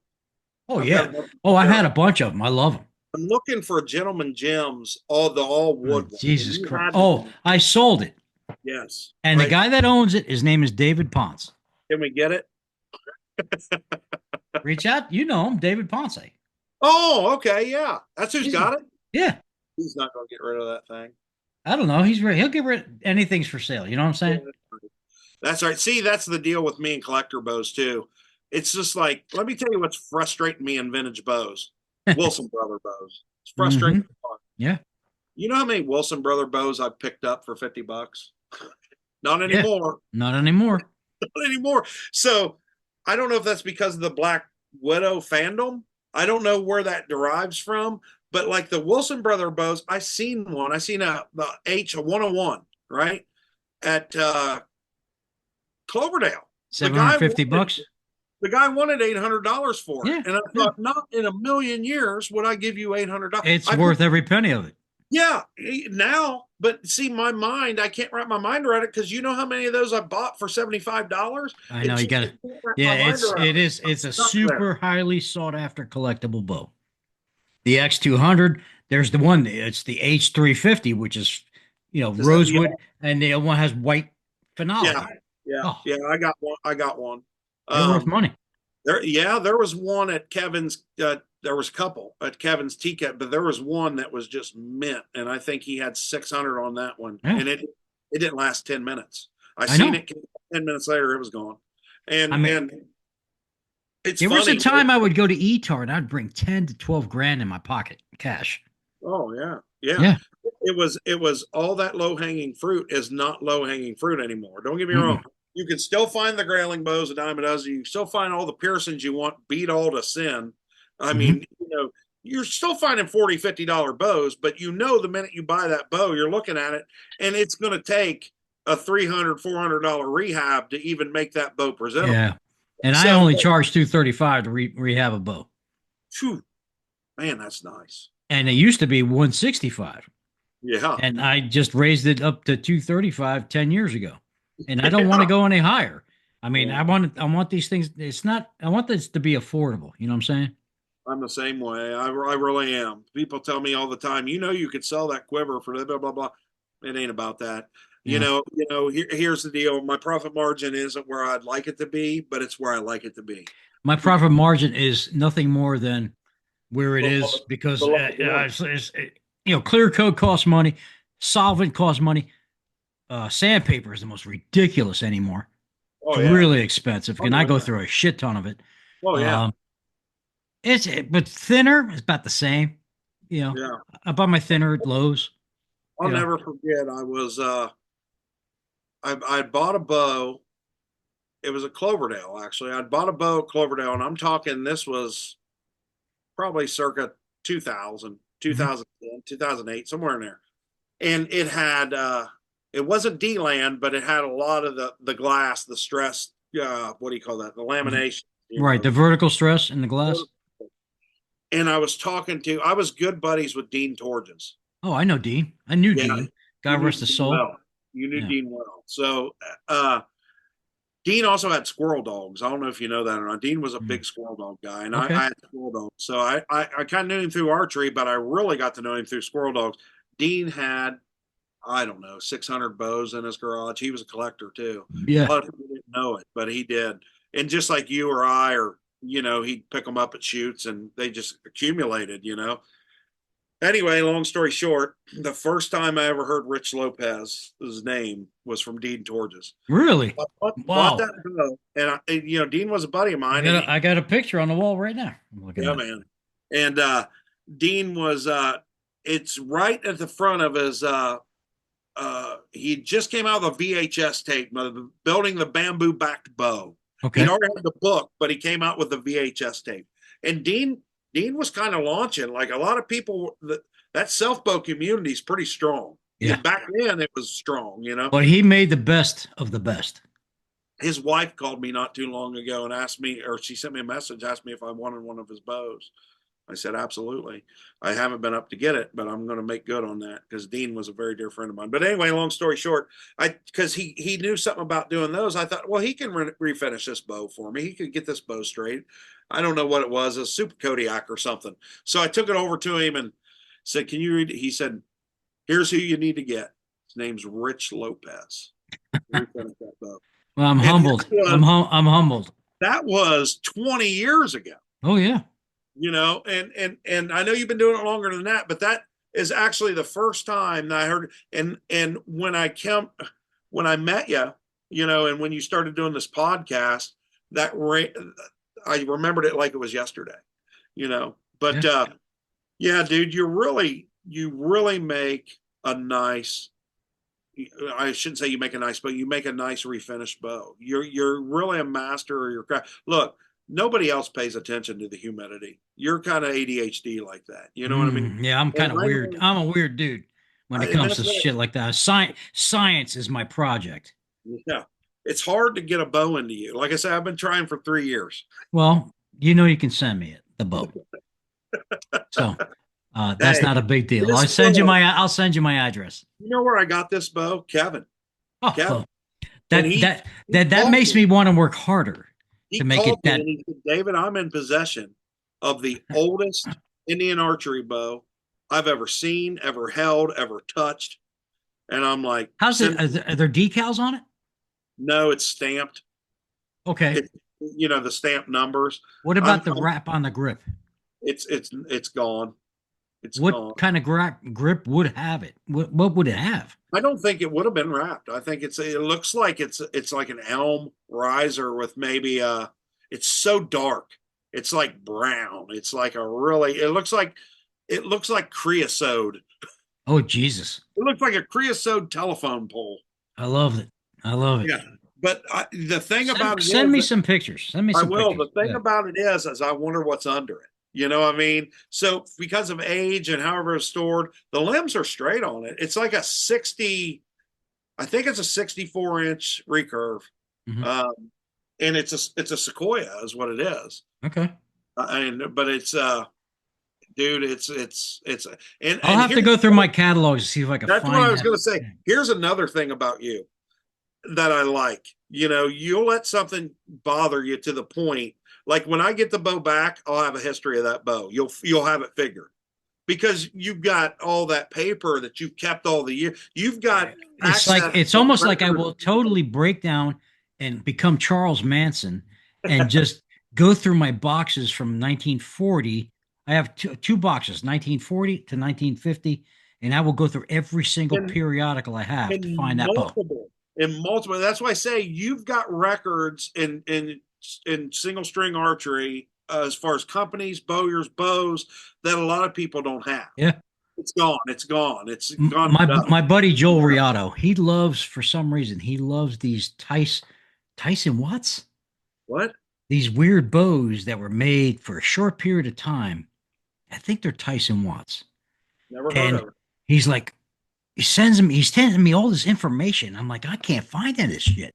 And finally, I found some stuff and I sent it to him. He goes, "Oh, thank you." It's just, but Yeah. I said, give me a week, give me a good week. I don't want to be stressed out. The thing, nobody's looking. There's only a small percentage of people even looking for it. And Joe then St. Charles would have information. I have information. Gene Hopkins would have information. There's only a handful of us that have information. that have the information, that have the periodicals, the paper, and not only that, the magazines where something was talked about or an interview, Yeah. and you cross-reference that stuff to the catalog. It's almost like detective type work. So this bow right here, this bow that I'm going to be sending you, and I'm not putting any pressure on you. I was hoping that you could come back with something because I know very little about it. I will. Yeah, yeah. And I mean, I'm only as good as the dozen Indian archery catalogs that I have, but I actually think that this may be a first production run of the Sequoia. I mean, I'm not that would be cool. I mean, is there any serial numbers on it? Yeah, yeah. Okay. So you got a little bit of something to go off of. Kevin exhausted everything he had, and he said Rich could get way further than me. And Yeah, I Kevin, thought Kevin, about Kevin, showing it to Kevin Gene. gives me too many props. Okay. Yeah. Yeah. Well, I thought about showing it to Gene at Compton, but Yeah. he runs around there like a chicken with his head cut off. And here's the one thing. Don't get me wrong. I Gene think my wife has a crush on Gene isn't. because she always asks me, "Is Gene there? Is Gene there?" You know. Yeah, you need to get you one of those leather tasseled jackets and come home in that thing one night. Yeah. Forget The about it. one Yeah. Gene he's always wearing. I think I'm gonna just wear leather chaps. That's what I'm gonna wear at the Yeah, PBS banquet. Gene knew Assless Fred. chaps. He knew Fred. I mean, Yeah. like Fred knew Gene they were on a first name basis, and Gene shared a few Fred Bear stories with me. And I don't want to go into it because those were his stories to share. But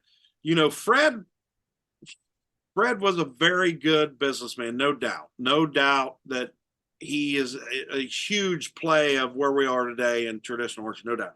But he was kind of a prankster. There's all these Yes. other things about Fred Bear that people don't know. You know what He I was. Oh mean? yeah, big time. He loved a good dry joke. Oh, like right now, yeah, yeah. Now, did you know I got to hang out with him when I was 16 years old? Tell me about that, Okay. if you don't So, mind. the Bowhunters Discount Warehouse was in Wellsville, Pennsylvania. No, I was 17. And I drove up there because Fred Bear was going to be there. And I bought a one-man pup tent. Right. And I camped out this campground.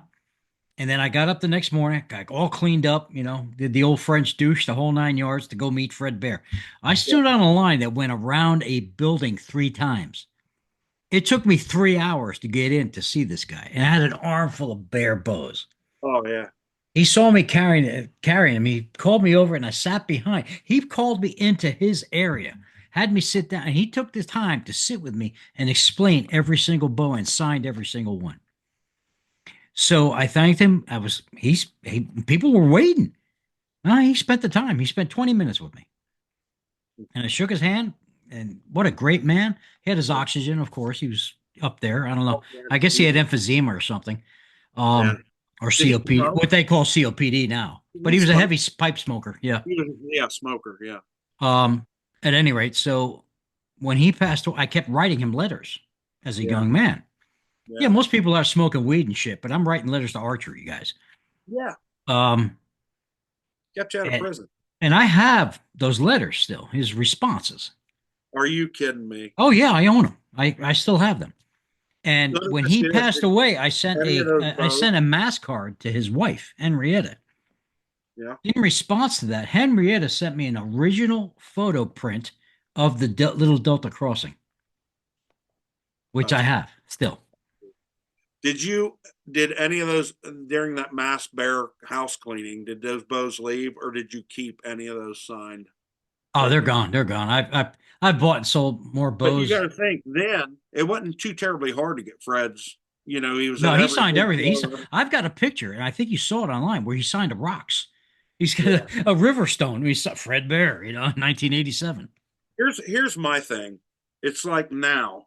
Who is that now? Nobody. Nobody. I mean, I don't get me I wrong. mean, as far as hunters are concerned, the Wenzels, The Wenzel. The Bruners, Yeah. that's and And rightly Beck's so, still and they are around. the most humble people in the world. How about Brian and Scott Kelzer? Uh, Yeah. Yeah. but these are bow hunting icons from the '80s, '70s, and '80s Right. and I '90s. Well, Scott now. I mean, Brian now because he's young.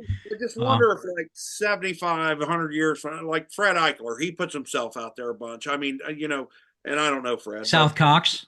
South, yeah, South, really, he's the real deal. I mean, he's a great Yeah, hunter. he's a great hunter. Aaron Snyder, like 100 years. I'm going to stop you there. I'm going to disagree. Only because he still shoots a compound and Yeah. he's a big promoter in what he does, and God bless him. I think he's a great guy, but he's not my traditional dude. Listen, mine either. But I will tell you this: I met him at the I heard he's United. nice. I heard he's a super humble guy. Super great guy. And like I thought at one point that I wondered if he was cocky or arrogant. No, he's just like he's Uh, really He's a confident. friggin' Special Forces Army. That's what he Yeah, is. yeah, he's really He's very confident. confident because he can kill you. Super great guy. What he did for that United Bowhunters Illinois banquet and just what he brings to the community. But having said that, the respect that I give him is coming from compounds when he came into traditional. he whacked a lot of I monster wish animals. he would still do that. Yeah, but yeah, he loves both forms of archery. There is no Yeah. doubt. But like traditional, I tell you who I Denny Sturgis Jr. Yeah, My dude. my whole life, I have He's a every man's man. He's a yeah man's man. Yep. yeah, and I told him this one. I've seen him throughout the year several times, but it wasn't until like 7 8 years ago that and I walked up to him and I said, I've met you 3 dozen times. I watch all your traditional Vision Quest stuff. I grew up back when you'd go to Blockbuster or the little flicks and disc and Yeah, you'd yeah, run a yeah. VHS tape. It was either like Dan Fitzgerald, Yep. Denny Sturgis had his stuff in there. And I was watching that as a teenager, getting me ramped up for deer season because of Denny Sturgis. Mhm. And if I had a bucket list person and I've never asked Denny this, but I would like to hunt with Denny. Yeah. Just think if you could put yourself back there. And he's a regular dude. I mean, he just say, "Yeah, come on." He might. He He might would. not. He He would. might. But I've got to know him. I consider him my friend. I mean, we don't talk every day, but when we talk, we have a very good rapport with one another.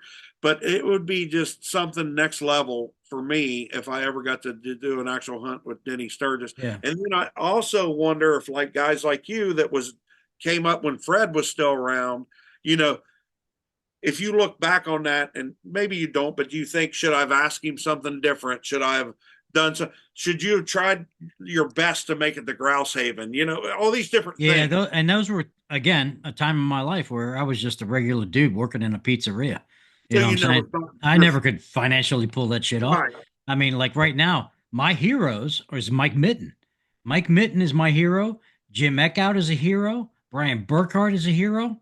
Yeah. Um, I mean, all those guys. There's oh god, there's Jesus. There's so many guys in the PBS. It's retarded. Uh, Sean Blakely is a hero. I got so many heroes. It's retarded. Joe Riotto, my God, he's 83 years old, still kicking ass. Yeah. You know, we're a Yeah. little slower. I'm slower than I used to be, but I still have cat-like reflexes when I need to. Yeah. Um, I don't know. There's just And so then many there's guys all now. and then there's all those unspoken guys. So there's a guy in our club. His name is Lee King. He's 83 years old. Is that the grumpy guy?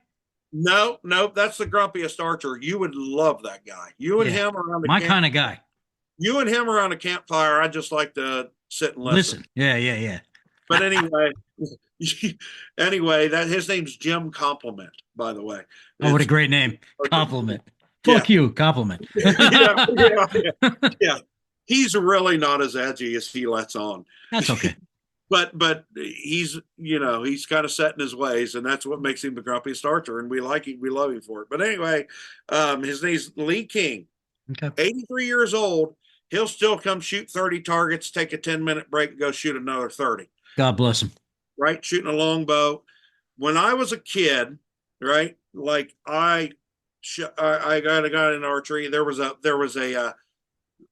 archery shop about a half hour, 45 minutes away. And that guy's name was Vic Stinger, Stinger's Archery Shop. And he was a Black Widow guy, but he sold, this is pre Three Rivers. This is pre, you know, internet. So you had to actually go buy your field tip, buy your arrow somewhere, right? And all that stuff. So I would go there and they had Excelsior bells. Remember them? Oh, yeah, I love him. Yeah. He had an upstairs full of them things. And he had this, and they would have these indoor Wednesday night tournaments. And I would just kind of go hang out. I didn't even have a bow. I'd just kind of go hang out, pester people and whatever as a kid. And my mom took me there and dropped me off, and she would come back and pick me up 3 hours later. I'd have $3 in my pocket. That sounds like me. My mom used to drop me off at the archery range when I was a kid. Right. So nobody would really deal with me. I'm not saying anybody was mean to me, but nobody would really. Spend the And then time. so this guy came over to me and he says, "Hey, partner," he said, "You shooting?" And I said, "No." I said, I'm getting a bow though. My birthday was coming. I knew I had a bow coming. And I said, "I'm getting a bow." And he goes, "Well, let me give you something to shoot." He pulled me off the side. He had like a really light 30-pound something. But he took time and he was showing me how to anchor and all this stuff. My dad wasn't a bow hunter. So he was showing me all this stuff. And I just remembered it like it was nobody's business. Fast forward, 30 some odd years and I start an archery club. And here comes Lee King, the man that took me aside and showed me the You're a thing mentor. about shooting Yeah. a bow right. Hmm. And that's what the traditional archery community is to me, Rich. Yeah, Right. dude. Yeah. It's We have a, family. we call him the GOAT. We call him the greatest of all time. In our Yeah. area, he's an icon. He's been around forever, but nothing but trad, and he's still doing it. And we have a goat shoot, and Okay. yeah, and we just honor Lee King, and it's just one of the it's those people, all those unspoken people. Yeah. Somebody along the way who taught you how to shoot, who took you aside and Nobody. said you were all Al, self-taught. Al Reeder. Who? Al Reeder, the biggest collector in bear archery history. Al Reeder. Yeah, he had over 3 to 4,000 bows. He No was the kidding. biggest collector of traditional archery history. He also sold for He's Fender still with us? as a no, he died many years ago, horrible cancer. Uh, He was my mentor, and I went to actually I was dating a stripper at the time, and I went to oh, college up the road from his house, and I knew of him. I met him when I was like 13 or 14. But yeah. then when I became of age to drive, I knew he lived near the college I went to, so I would skip school and go hang out with him. We would drink Miller and shoot targets in his backyard. I worked in the printing industry at night. He worked in the printing industry at night. So we had this rapport going on. Yeah. And now I wound up moving in with that stripper who lived 2 blocks away from Al's house. So I never was at home. I was always at When you Al. called her a stripper, did she prefer dancer? Yeah, I don't know. I talked to her earlier. uh, I wound up marrying her. I had 2 kids with her. Oh, But yeah. So okay. we're friends now because we share grandkids. Oh, yeah. But at any rate, we joke about it. She's in her 70s now. She ain't no stripper no more. But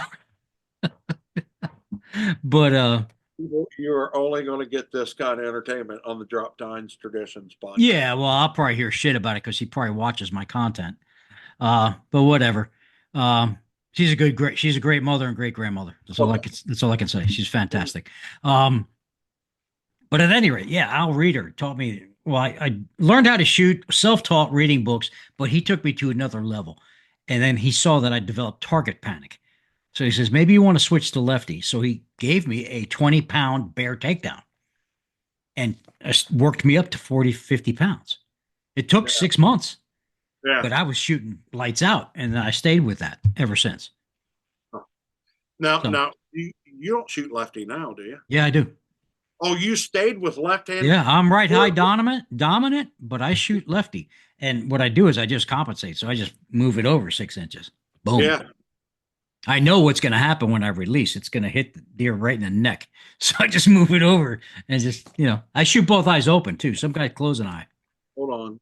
I don't know who it was. Somebody actually told me you're a heck of a shot. I don't know who it was. Not me. I suck. Oh, Yeah. God. Yeah, I'm terrible. Yeah. They said you would say that. I'll think of his name here in a second. No, but on game animals, forget about it. Deadly. Oh, okay. Maybe 3D, I get target panic in front of people. I can't shoot in front of people. Oh, really? Yeah, Did I you flip. shoot up I there, flip up. Baltimore? Did you shoot the course? No, I did not. I spent the whole weekend drinking. Yeah, there you go. Yeah. Now, and talking. Did you find anything in the wild up there you brought back home with you? I'm sending my buddy an empty box tomorrow. What'd you He's get? got a 64-inch 1960 Kodiak, which is my birth year. Yeah. So, and it's 45 pounds left-handed in my wheelhouse, which Yeah. needs to be refinished. Right. And a 1973 Super Diablo, Damon Howitt, and a wing Red Wing Hunter. So there's just 3 bows.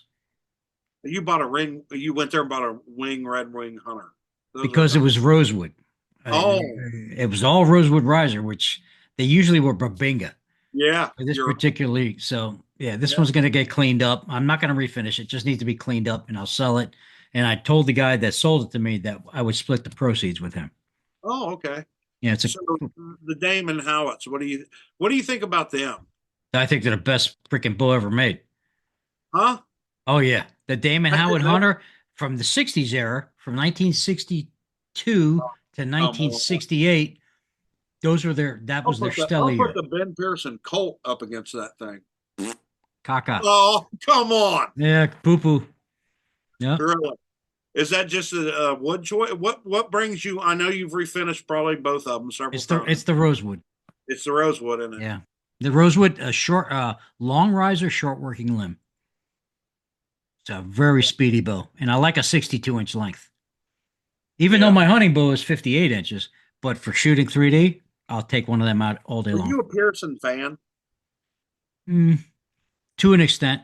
I I like the, never see you post any pictures of Pearson oh bows. God, I got tons of them. Yeah, I'll Yeah. post them tonight. I'll put them on Instagram. Um, I like the Palomino. Yeah. That's a Because the favorite of wood, mine. because Yeah, I the love, rosin. yeah, I like the Palomino's nice. Yeah. Um, Ben Pearson, the Mercury Hunter, the Mercury Marauder. Hey, do you know Kevin has got a brand new, never shot in the box Mercury Hunter? Oh God.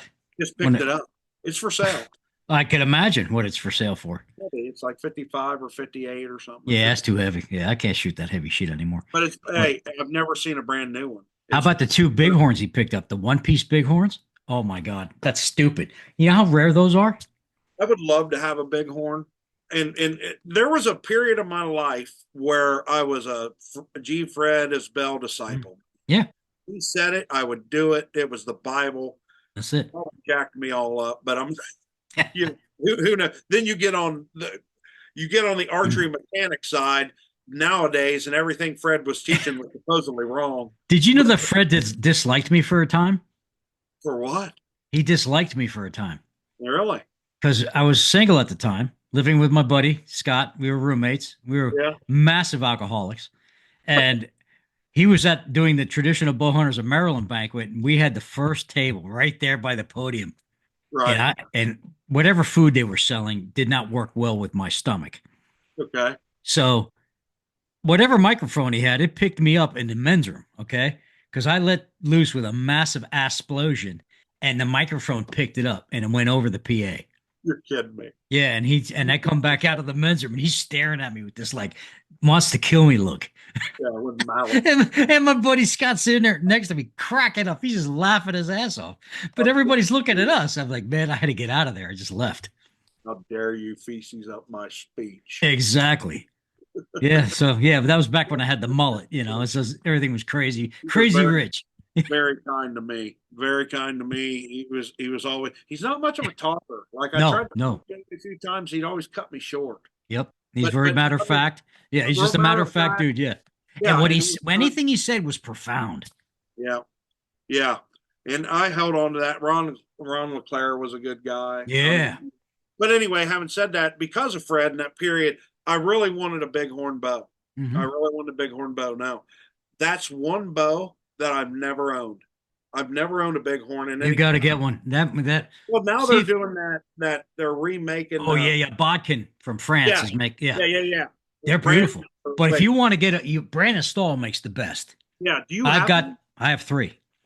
Now here's the question, because you've shot the real deal bighorns. Yeah. You've shot the what they call homage bow. Yeah, the How do homage. homage, yeah, homage. How do they hold up? Oh, How do dude, they kick they ass. punch your shooting bighorn? Yeah, they're way better because you're Oh, shooting fast flight. You're shooting fast flight on oh these yeah, things. I guess there's So that. it's not a lot of feet per second, much more, but I mean it's a snappy bow. It's like bam, boom, And I don't shoot heavy weight anymore. I'm 41, 42 pounds, Yeah, that's and one. Yeah, they're gorgeous. I actually when I was did Kevin's podcast the other night, I broke them both down, or two of them, and I showed them on the video. yeah. Well, what I'm looking for listeners, I know a lot of vintage guys tune into your podcast. I'm looking for United States Archery Company bows. Yeah, Well, I still, the one that keeps escaping me is the Kentuckian. That was like a 58-inch recurve with yeah, camo camo under. under the clear glass. Yeah, yeah. There was a couple on Facebook a couple of years ago, and I was like, I know man, it. I know it. I just keep eluding me. But anyway, it's because I'm looking for them now. They were dime a dozen before I started looking. Anyway, United States Archery Company bows, anything obscure Indian archery, and a bighorn. But I okay, want a bighorn, old buddy, old pal. You may know where one's at I'll in the find you something. 40, in Kevin the will find you 40, something. Yep, in the Ford. Every bighorn, every Schaefer silver tip. they're all heavy. I would like to get a Schaefer Silvertip, but I've never found one under 60 pounds. I know that's the thing. Back in the day, when I shot back in the 80s, I was shooting 80 pounds. Because that's I all was that shooting, I was everybody shooting shot. That's how everybody developed target panic. Yeah, and I did no pulling with my back. I had no idea what pulling with my back was, Yeah. but I still don't know that I do. That's where I mess up. But it's all here. It's just all Yeah. opening the bow. Yeah. I watch people bow and get the shoulder and they anchor. I'm watching your buddy shoot the family. And I'm like, God, look at him. They just come back and they just really get that back tension in. Oh yeah, And yeah, boom. yeah, Fantastic. But yeah. dude, we were almost at 3 hours here. There is no way. Yeah. I'm at 8:38. We started at 6. My gosh, man. And we could go on, but I'm Oh, hungry. you're My coming wife out of got home and pocket. I could smell dinner. You're coming So out of pocket for this one. nah. The So only charging you how on can people that, get a hold of you? they can get a hold of me at wctrad.com. We got a Facebook group for the Whiskey City Traditional Archers, Whiskey City Traditional Archers. On YouTube, it's Whiskey City Traditional. That's pretty Dude, much all. I'm on Instagram too under WC Trad, something else. I don't do the X or no, I can't take it. no, I can't do it either. No. Can't do it. Too But much. dude, I'm so humble to have you on here, especially as one of my sponsors. And you'll be back again. I know you will. Well, I Um, appreciate it, buddy. I do. send me that. I'll send you my address. Yeah. We'll get it Oh done. my gosh, it happened here on the Droptine. 3 years. And I finally Hey, got him to say the words, I'll send you my address. yes. So that's cool. Thank you again. And hey, Please people. film that one. If you get to filming, film that one. Oh, I will. I will. Folks, my PSA for the day. Take care of each other, love each other, respect each other. Family comes first, God above all. Um, mental health is a big issue and I see a lot of it. So if you can help somebody, please do. And that's it. If you guys need to reach me, um, www.droptimetraditions.com. I'm on Facebook, Droptime Traditions dash Rich Lopez. I'm on Instagram, Droptime Traditions. And hey, if do me a favor, folks, like and subscribe to this channel because I need it to go places. I'm getting tired of working for a living. Daggone right. All right, brother. Hey, Bye look, bye. enjoy the rest of your evening. You You take care, too, brother. brother. All right, Appreciate man. it. All right, See bye you bye. guys.